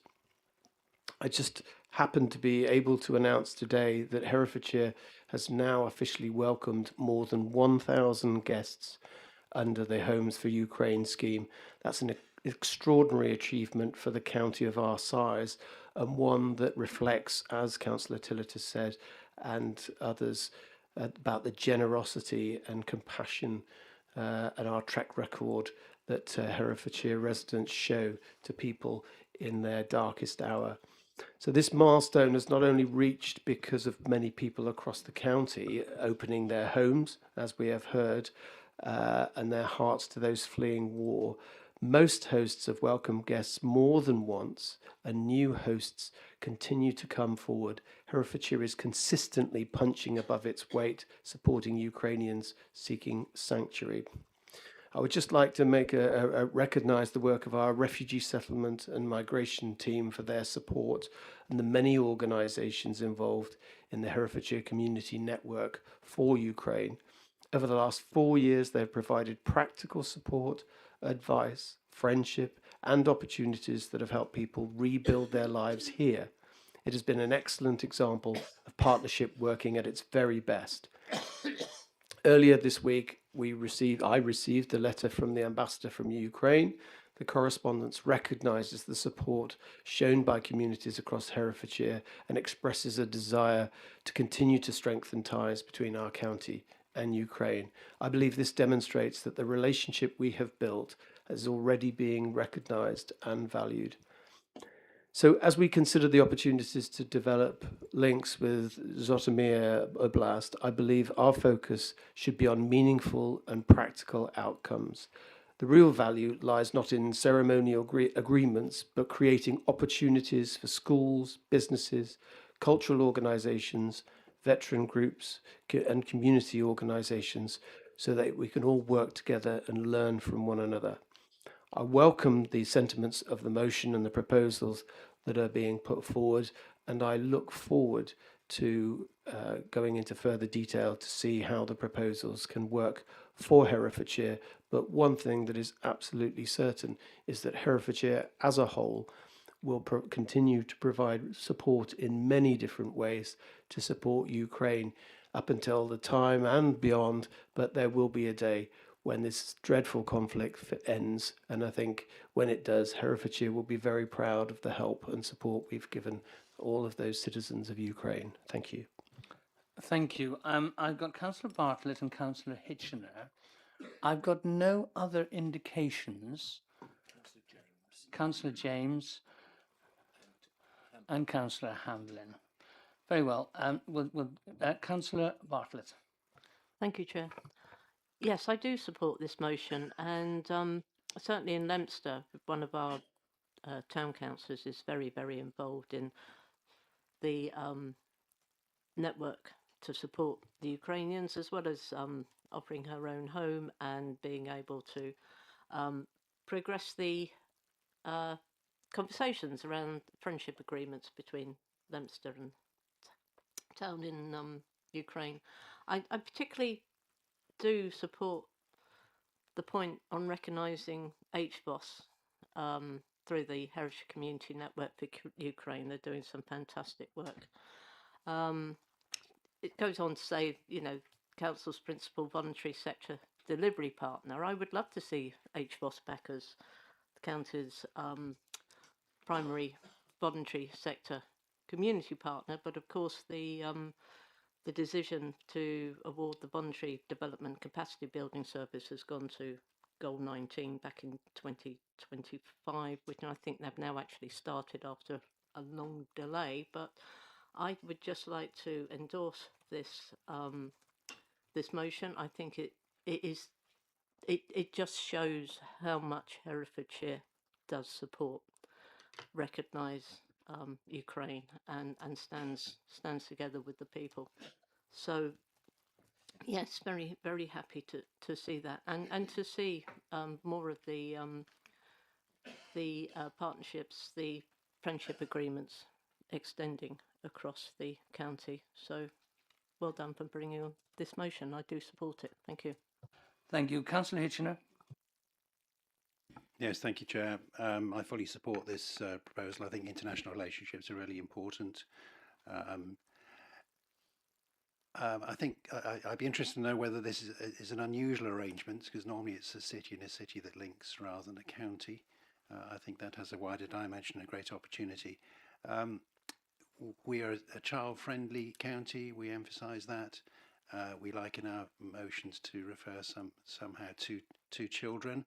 I note the leader referred to schools linking, and I'm sure Ed O'Driscoll, Councillor O'Driscoll, would warmly welcome involvement of young people in this arrangement. It has two benefits. I think it makes it more long-term. If we get young people involved in this at an early stage, then it will be a lasting thing for them, and potentially a lasting thing for the children in Ukraine. So this has my full support. Thank you. Thank you. Councillor James. Thank you, Chairman. I wholeheartedly support this. I have difficulty in speaking this for reasons which I won't go into emotional about this particular subject. There is such a thing as evil, and evil is personified by what Putin has done in Ukraine. I recall one of my earliest memories of when I was young, the effects of war on communities, not just those that serve, but also those that live long afterwards, of the effect. It was Panorama when it first started. I was a schoolboy at the time, and it was about loneliness of the elderly. And there was a little old lady sitting on a bed who, this was in the 1960s, and she had wrinkled stockings. I can remember it so well. And she was talking about the fact that she had nobody, no family. And she was talking about the fact that she actually said it, you know, she said, "We have nobody," she said, "my generation, many of us of my generation. Our boyfriends all were killed. I could never have children," that sort of thing. It was heart-rending. And we have to do all we can, not only now, but in this war, when this war is on, but also in the coming years to support that community, because the effects of this are going to be long, long after this particular war is finished. And so I wholeheartedly support this motion. Thank you. Councillor Hamblin. Thank you, Chair. Yeah, like Councillor O'Driscoll, I too have been involved in the Homes for Ukraine scheme. We've had a Ukrainian family, a mum and two boys, living with us for more than 3 years. And more recently, the council have been immensely helpful in getting them housed in a flat in Hereford, where they're absolutely thriving. The husband is a senior council officer, as things would have it, in a city of comparable size to Hereford. He's a city called Drushkivka in the Donbass region, right on the front line. So, yes, I'm well in support of this. Thank you. I've got no other indicators, and if that's the case, I'll then move to my seconder and proposer. So, Councillor Simmons, if you could second the motion, please. Thank you, Chair. I'd be very proud to second this motion. As Councillor O'Driscoll has said, the people of Ukraine have shown the world what courage looks like. Ordinary citizens, like you and me, have taken up arms, sheltered in basements under Russian bombardment, and kept their communities, their culture and their democracy alive against a full-scale Russian invasion designed to erase all three. As the leader, Councillor Tillett, Councillor Proctor have already explained, Herefordshire and its residents have a long history of welcoming refugees from war, most recently Syria Afghan families as well as Ukrainians, and this council continues to develop accommodation for refugees as evidenced in the leaders' report today, something we should be vocally very proud of. This is who we are. But there is something else that makes this partnership fitting. Herefordshire is home to Britain's Special Forces. For generations, the men and women of this county's regiments have put themselves deliberately in harm's way so that others could live free from tyranny. So when Zhytomyr's residents take up that burden today, defending their homes and very existence against Putin's unjustifiable aggression, we are not simply extending sympathy from a safe distance. We are recognising the courage it takes to stand up to evil. This motion and debate tells Zhytomyr and it tells Herefordshire residents that we do not just watch history happen. We stand alongside people who deserve our solidarity. And as such, I'm very pleased to second this motion and proud that this chamber support today. Thank you. Councillor Driscoll, you have the right of reply before we go to the vote. Thank you, and thank you everybody for your excellent words today. I think it shows the council at its best. I just wanted to respond to Councillor Hitchener, so you can rest assured that this isn't the first time something like this has happened.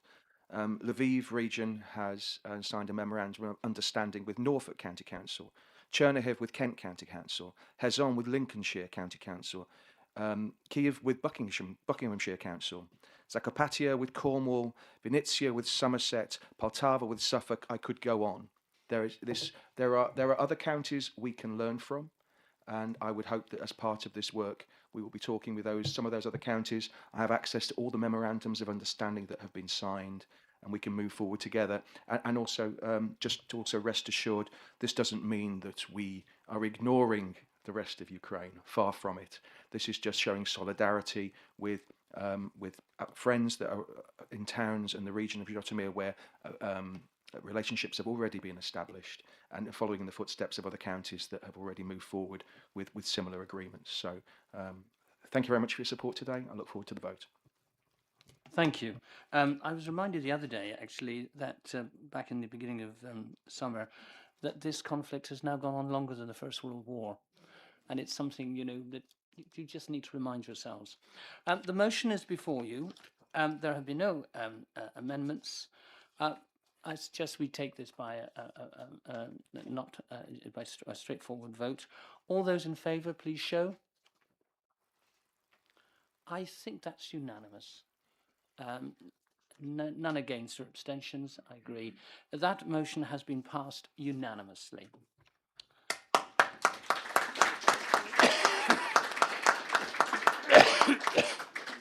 We now move to our second motion, securing food resilience in Herefordshire, and this will be proposed by Councillor Tully. Councillor Tully. Thank you, Chair. Before I start, I'd like you to cast your mind, if you would, to a moment in the past month when you've looked at a little patch of dead grass, some irrigation running to keep seedlings alive, or perhaps a hedgehog wandering around in broad daylight searching for some water. Maybe an inappropriately hot classroom or wildfires. We've mentioned a few things today, and you thought, this isn't right. In the absence of any quotes, I'm afraid this is as creative as it's got. I'd like you to stay with that first thought that you had sometime this month before you moved on to the next one. That place where you knew that something wasn't quite right, and I'd love that for us to be where we are in this conversation. Food, and therefore farming, is one of the few things that touches every one of our lives, regardless of our background or perspective. It connects our health, our economy, our environment, our communities, and our rural businesses. This motion is about using one of Herefordshire's greatest strengths to help tackle some of our greatest challenges. In preparing the motion, I've spoken to a number of people across the county who are connected to food farming, young people. Louise Manning, a farmer and an academic in this county, has been speaking for a long time about how essential a joined up food strategy is if we are serious about food resilience. The team at Wickton Farm recently had to launch a crowdfunder after losing their milk contract, despite farming to high environmental standards and diversifying. They've also spoken to me about supporting young people into farming, how administratively difficult apprenticeships are, how young people often leave training needing further experience, and farmers are often too stretched to support this. Contrast these realities and tight margins with the sale in my ward of a farm by the Duchy for over £6 million, with no commitment as yet to ensuring this land is farmed in perpetuity.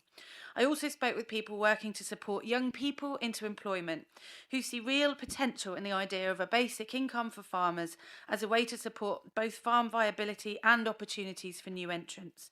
And the Rural Hub supporting farmers of all kinds and certain that a strategic view of water management has to be linked to food growing. And this brings us to the heart of the issue. We recognise all here the pressures that farmers face. We've done it in this chamber. We've spoken before about the outstanding work of We Are Farming Minds. Thankfully, we are so much more willing than we once were to talk about mental health in farming communities. But surely our ambition should be more than treating the symptoms. We should also be taking practical steps to reduce the pressures in the first place. This is what that motion seeks to do. Herefordshire already has so much to build on. We've an agricultural sector that is nationally significant. We've the Rural Hub, we've the Food Alliance, we've a climate adaptation plan, we've the nature recovery strategy. We've already recognised the importance of supporting businesses to thrive, and we've made a commitment to develop a food strategy. This motion simply asks us to bring those pieces together to support sustainable food and farming and deliver an overarching food resilience strategy. And to make the case to government that Herefordshire should be at the forefront of new approaches that support farmers, young and old, to enter, remain in and thrive within the industry. Food resilience is not an abstract concept. It's about whether future generations can continue producing food in this county, whether people can access healthy food locally, and whether the businesses that shape our landscape can survive and thrive. This motion builds on commitments we've already made, assets we already have, and opportunities that are already in front of us. I do hope we can all support it. Thank you. Councillor Taylor, I understand you were seconding the motion. Did you want to speak now or later in the debate? Later, please, Chair. Thank you. Thank you. Right. The motion has been proposed and seconded. It is now open to the floor. I have Councillor Thomas, Councillor Alan Williams, and Councillor Baker, and Councillor Swindlehurst, and Price, Stark. Right, let me just hold there, and then we'll get down that list. So, can't read me writing now. Who did I say first? Councillor Thomas, of course it is. Councillor Thomas, you're first.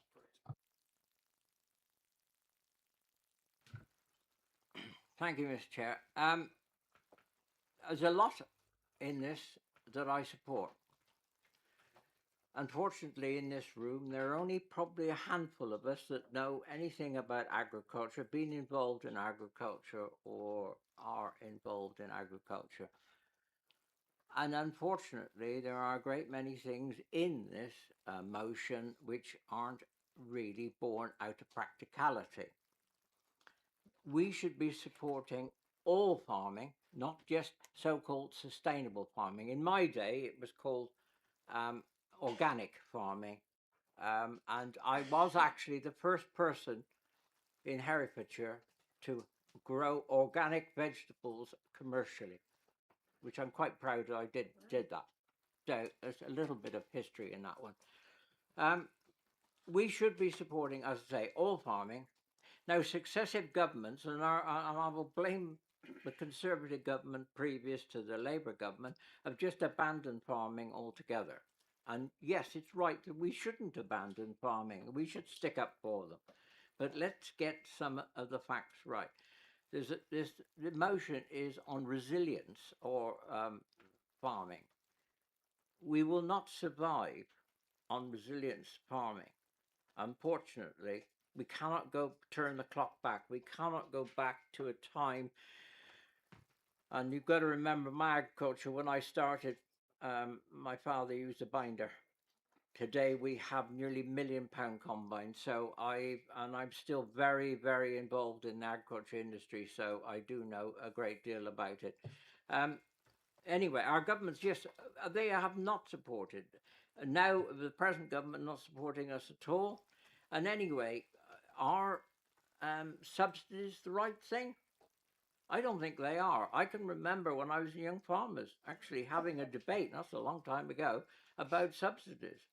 And us young farmers then all agreed that probably subsidies were the wrong way to go. And as regards subsidies, 20 years ago, New Zealand, again, did away with subsidies. And yes, 1 or 2 farmers went to the wall, but New Zealand farming today is stronger than it's ever been. So where are we going on subsidies? So my biggest thing is I feel we must be supporting farming. Yes, a local farmer to me in the Green family, they are building a reservoir every year. So that's the commitment that they are having. That's costing a huge sum of money. We need to get away from other subsidies. One of the big things I have a problem with this is this reduction of 27% of livestock. The figures on livestock, that's absolutely absurd. They actually have a minus figure of carbon, not a positive figure. Can you round up now, please? Yeah, thank you. I will finish at that. Thank you. Let's move on then to Councillor Alan Williams.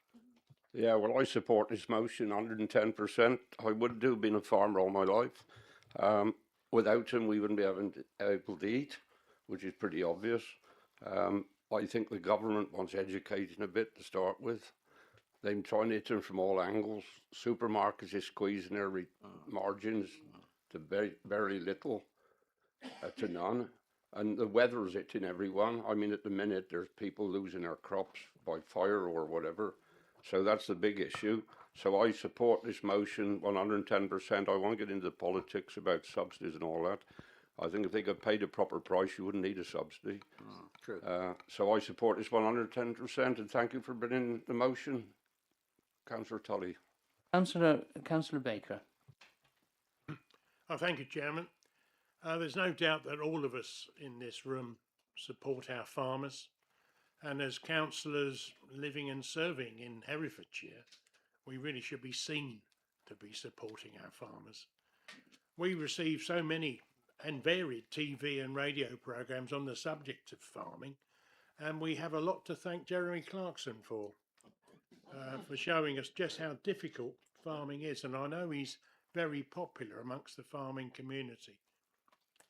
What is really sad was recently Chris Packham being reported as saying publicly that most farmers were guilty of poisoning the land and containing their livestock in cruel cages.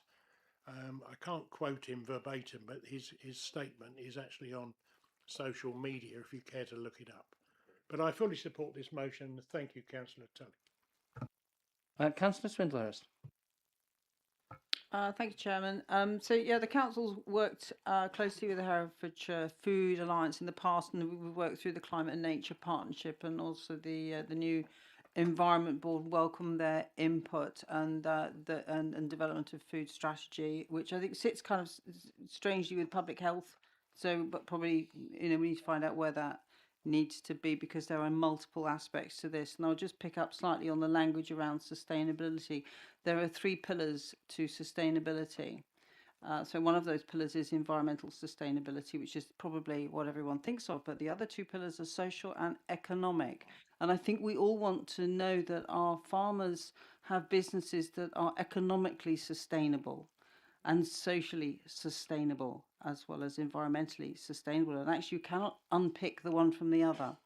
So that's worth just reflecting on that. And actually I'd like to take a moment just to pay some credit to our farmers in Herefordshire, who are incredibly innovative, and they are really stepping up. They are on the front line of our response to climate change. And you know, as somebody's already mentioned, Mark Green, who's doing an incredible job putting in winter storage reservoirs to ensure that his farm is resilient to the drought periods as we're having now, as he's growing a thirsty crop. You know, and he's not alone. We've got a lot of farmers who are really meeting the challenges. Thank you. Thank you. Now I have Councillor Stark, Councillor Price, and the leader, and then I've got Councillor Cornthwaite and Councillor Councillor James, Councillor Woodall, Councillor Kenyon. Okay, I'll stop there at this moment. So, Councillor Stark. Thank you, Chair. I'm not a farmer, but I'm a food eater, so I fully support this motion. The one thing I have that I want to raise with the council today is the ramifications of accepting this motion. And that's around the fact that as a rural community, we should be at the heart of producing food for this country. But the government has laid 27,260 houses on us to deliver over the next 20 years. The planning reforms that we've all heard about is going to actually, I think, accelerate development across the UK. So I would want us to use this motion, Chair, as a platform for the executive to say to the government, if you want Herefordshire to still be an important food producer, then you should revisit A, the housing target, and B, the planning reforms, and allow us to do the job that we are best at. So I fully support this motion, Chair. Councillor Price? Yes, thank you, Leader. Just on a slight tangent, I am actually a practicing farmer, by the way, but I just wanted to mention the reason I'm... so I am here today, whereas I ought really to be at a funeral in Bredwardine. Bob Jones, a true gentleman, farm worker, small farmer, local community, wonderful man, and a Rights Away volunteer. Rest in peace, Bob. If nothing else, can we just send him off today, because I can't be there today, with a round of applause for his work for my community.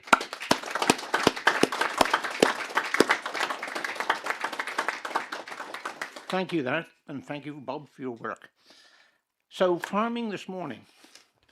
I was out around my livestock this morning, and I came in, and the first thing I read, don't drink milk, it's poisonous. That's all over Facebook. How absolutely ridiculous is a statement like that? I then spoke to my brother-in-law to apologise for not being at the funeral. Where was he at 7:30 this morning? He was driving a combine to try and get his grain in moist enough to be able to use it practically. He has to finish by about 11 o'clock because yesterday the straw that he was cutting was shredding to nothing and was unbailable. This is the sort of stuff that real farmers deal with on a day-to-day basis. Last week, my neighbours were cutting rape at 4% moisture. You cannot sell it unless it is over 6%. This is the sort of stuff that farmers are dealing with at this present moment in time. There's nothing new in this. This is about risk. There's risk, and there's even more risk. This year, diesel started this year at 70 pence a litre. It went to £1.30 because of the oil situation. It dropped back to 70 pence again, and yesterday it's going on the way back up again. Fertiliser, there's a new tax coming in to raise more income, to be able to produce our food, £50 a tonne. All of the costs are way above the standard inflation. There is conversation with farmers at the present moment whether or not to plant crops this year, because the loss that is incurred by growing some of the crops under these circumstances is greater than just taking a hit, paying a rent, paying your mortgage, and go and find another job. This is getting quite serious. The dry weather is not unusual, because we had this in 1975-76, very, very similar. We finished our harvest in 1976 in July, unheard of. – And this year we are again here 50 years later, so there's nothing new in climate change. But we have got to a position where budgeting a year in farming is absolutely impossible to know what your circumstances are going to be. So I do actually support this motion in the context that it is raised, and I thank Councillor Tully for at least talking to farming and farming communities and people involved in farming to get the basis of what this is about. On my particular farm, subsidies are now absolutely zero, nil, zilch, call it what you like. You're not paying me to farm, I'm paying you to be able to buy food at a price that I can't afford to produce. So what is farming? Is it about the food? Is it about the environment? Is it about social structure? Is it about the economy?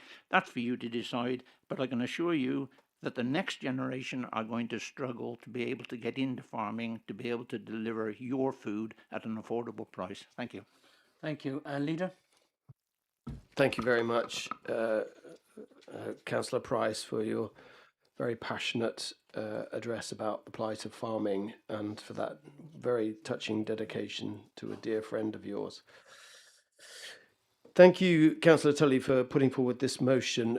Last night I was out in my garden feeding 4 hedgehogs. I've got 4 hedgehogs in my garden. I'm absolutely delighted, and I feel like I should text Yolandi Watson because she would be very, very pleased and proud. I can remember her being at council meetings dressed as a hedgehog, and so that was really, really good. But it just goes to show how rich, how nature rich we are as a county. I love the fact that we discussed the motion for Ukraine with Councillor O'Driscoll, because it shows how compassionate Herefordshire people are about caring for others in their hour of need. But I'm really proud of this motion because it is really giving the opportunity for the full council to talk about how committed we are as a whole to farming in Herefordshire. If there's one thing that defines Herefordshire, it is the rural farming community that has delivered food security for us and our nation for many, many, many years under extremely difficult circumstances like they're facing now. With regard to the motion, of course, it's for the executive to consider, and I look forward to seeing how we can put forward the requirements of the motion. On item 1, it supports sustainable food and farming. Yes, we're already doing that through a raft of measures, but the wording says to secure food production. So I'd like further discussion with Councillor Tully to understand fully what that means for the council. But the part of the motion that I like the best is, and what I think is absolutely key, is because of what Councillor Swinglehurst had said about making sure that these farms are sustainable economically as well, because it's the health of our farmers, their mental health and their ability to earn a living that is absolutely vital to securing food security and job security in Herefordshire. And I'm fully supportive of making the government aware that if we do not have people in the farming industry, that will have huge consequences for food security in our nation and for the long-term health and well-being of our economy as well. So I'm sure I will hear lots more support for this motion, and I look forward, if it gets passed, to fully exploring how best we can support this motion as it stands. Thank you. Thank you. Now, I've got 4 speakers, Councillor Corthwaite, Councillor James, Councillor Woodall and Councillor Kenyon. And I'm then proposing to end the debate and move then to the seconder and proposer. Okay? So, Councillor Corthwaite. Thank you, Chair. For those of you who perhaps don't know, I was brought up on a North Yorkshire hill farm, and we moved there in 1955. And until I left that farm, my father raised 4 children on 35 acres, and we didn't want for anything. Later, when all of us had left home, he struggled to keep that farm going just for himself. So something has happened in that whole area of farmers being able to manage on 35 acres. But we manage 35 acres. Leap forward, and I build a business in Hereford which is related to food, and very much became part of the Herefordshire Food Festival. And I look back to that when Visit Herefordshire put on a food festival on the cathedral grounds. there wasn't one stall missing of any area of food that wasn't produced in Herefordshire. And Herefordshire, when they were running the food festival at that time, tried to avoid having people coming in from outside of Herefordshire. But what an amazing festival we were able to produce from food producers in Herefordshire. Proud to have been a real part of that. And so I look forward to the time when, if Rebecca, I'm sure that Rebecca's motion is going to get passed, that we can look at ways of continuing to promote the amount of food produced in Hereford from across the board, farmers and all other food producers that have contributed towards that. So fully supportive, and thank you, Rebecca, for fetching it. Thank you. Councillor James. Thank you, Chairman. I support the spirit of the motion, although there are some details I think that are slightly naive and not understanding agriculture and farming in its true extent. Councillor Conthwaite touched upon, I think, one of the most important things about that, the changes that have had, the industrialization of agriculture, which has turned it in some cases into a big business, not an actual food production or what's best for the community. There are conflicts within the whole field. For instance, the use of crops now, food crops, in biomass energy production, which is scandalous, to be frank. It's an inefficient, Germany abandoned it years ago as an inefficient system of energy production. We've recently had to find some new sources. We grow corn and we grow grain, but we also buy in straw. Now that's all going into biomass. You know, and it's become an exorbitant value on it just to go into biomass. Likewise, crops of beet, and even maize are going into biomass plants when we're not actually, you know, food security. We are not secure in this country. If a foreign power wanted to bring us down, we talk about defence, all it could do is cut off our imports of food. And we'd have to surrender eventually. And the whole biomass industry is based on a false premise. It is endangering our security. But no one ever mentions that. As I say, the whole issue is far more complex. Not all farmers are struggling. Not all farmers are, you know, some are very, very wealthy and some are very, very poor. The whole thing is much more complicated than this motion would suggest. But the spirit of it, I understand. I understand. You, as a farmer, you're dependent on what situation you're in. If you're a tenant, you have to find a rent. If you have had to buy your farm, you've got a massive mortgage which you have to fund. Some of us are lucky; we don't have that problem, and so that puts some of us in a more comfortable position. So it isn't a sort of a one-size-fits-all position. What has been lost is the opportunity for young farmers to get into farming who haven't got wealthy fathers or family that can afford to get them into farming. And there are lots of young people I know who work very, very hard as contractors, etc., who would love to be into farming, but can't have that opportunity. As I say, the industrialization of agriculture has caused that problem. Thank you, Councillor James. Councillor Woodall. Thank you, Chair. I fully support this motion and specifically about writing to the government to get funding for any initiatives which support the nearly 85% of land that is managed in this county for agriculture. So that's, I think, about 186,000 hectares. Now, I realise that one of our previous speakers says that subsidies and funding is not the way, or that it weakens something. And I understand that direct production payments just encourage food mountains, wheat mountains, and they cause all sorts of problems. And as they said, the industrialization of farming. But if you look at the internet and you look at what New Zealand does, they have not cut off funding. They have 3 very specific funding lines to focus on research, biodiversity and environmental sustainability. They have a Sustainable Food and Fibres Future grant, which co-funds the innovation projects for farmers and for environmental issues. They have an adverse event funding. It provides temporary community support, recovery grants or relief coordinations for severe weather events and droughts.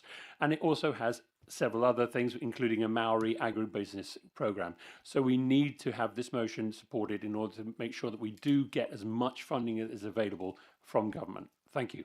Thank you. Councillor Kenyon.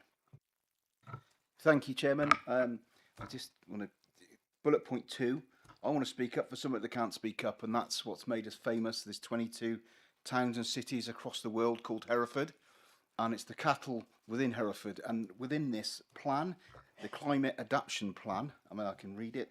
It says the change mitigation to refer actions to prevent the reduction of greenhouse gas emissions. Well, we know cows create gas emissions and that sort of stuff, but I couldn't support this. The fact if cattle, we're talking about reducing cattle and milk that was spoken about earlier. As a Herefordian, a proud Herefordian, I don't know how many are amongst us, but the cattle are very much part of what we are and who we are. And I couldn't support that reducing with that plan, the Climate Adaptation Plan within it, because I don't believe and I don't support it. Thank you. Well, I'll close the debate there and go to Councillor Taylor to second the motion. Councillor Taylor. Thank you, Chair. I'm pleased to support this motion because it's about investing in one of Herefordshire's greatest strengths. It's our food and our farming community and sector. Herefordshire is one of the country's most important agricultural counties. Our farms shape our landscape, support our local economy, provide jobs, produce food that is recognised far beyond our county and our country. In Herefordshire, farming is not simply part of our history, it is central to our future. If we want a thriving rural community, we want resilient local economy, and we want the ability to produce high quality food for future generations, then supporting our farming sector is not optional, it is essential. Our farmers are facing unprecedented challenges from raising costs to climate change. They continue to produce food we all depend on. Supporting them is not just about agriculture, it's about strengthening our local economy, protecting our environment and sustaining our communities and securing our future. This motion recognises that many of the solutions are already here. It builds on the excellent work already taking place across Herefordshire and promotes a more joined-up approach to food resilience. By supporting farming today, we are investing in long-term prosperity and sustainability of our county. This is a practical, forward-looking motion, and I'm happy to support it. Thank you. Thank you. I'll move now to Councillor Tully. Councillor Tully, you may sum up before we go to the vote. Thank you. Thank you, Chair. I think we've shown that far more than a handful of us have experience of farming in the room, so thank you for that. It's crazy that we have to say that farming equals food, but I feel like we still have to say it. This might get a bit Spartacus now, but I am a practicing farmer. Councillor Price, thank you for sharing your experience. I really appreciate it, and I would just say step away from Facebook. It's not helpful. My brother has a lot to thank Jeremy Clarkson for. He lives in a very different part of the country, and Jeremy has led to his understanding and conversations that we wouldn't otherwise have had. So I think my brother thanks Jeremy Clarkson. That's as far as I'm going to go on that. This motion supports all farming to be sustainable, and thank you, Councillor Swinglehurst, for describing those 3 pillars. For humans, for land. Without sustainability, farmers won't be able to farm. End of. Thank you for the agreement that I've heard. More of this, please. We have much in common, and it's what our residents want to see. Thank you. Thank you. Therefore, the motion is before you. I will move to a hand vote. All those in favour of the motion, please raise your hand. No, and thank you. Any abstentions?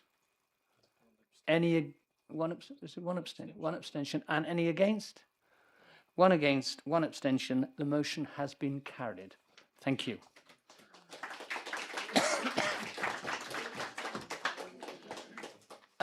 We'll now. That completes the agenda for today. The next scheduled meeting of the Council will be at 10 a.m. on Friday, the 9th of October. Can I ask the Democratic Services, please, now to switch off the live stream? Right, thank you all very much.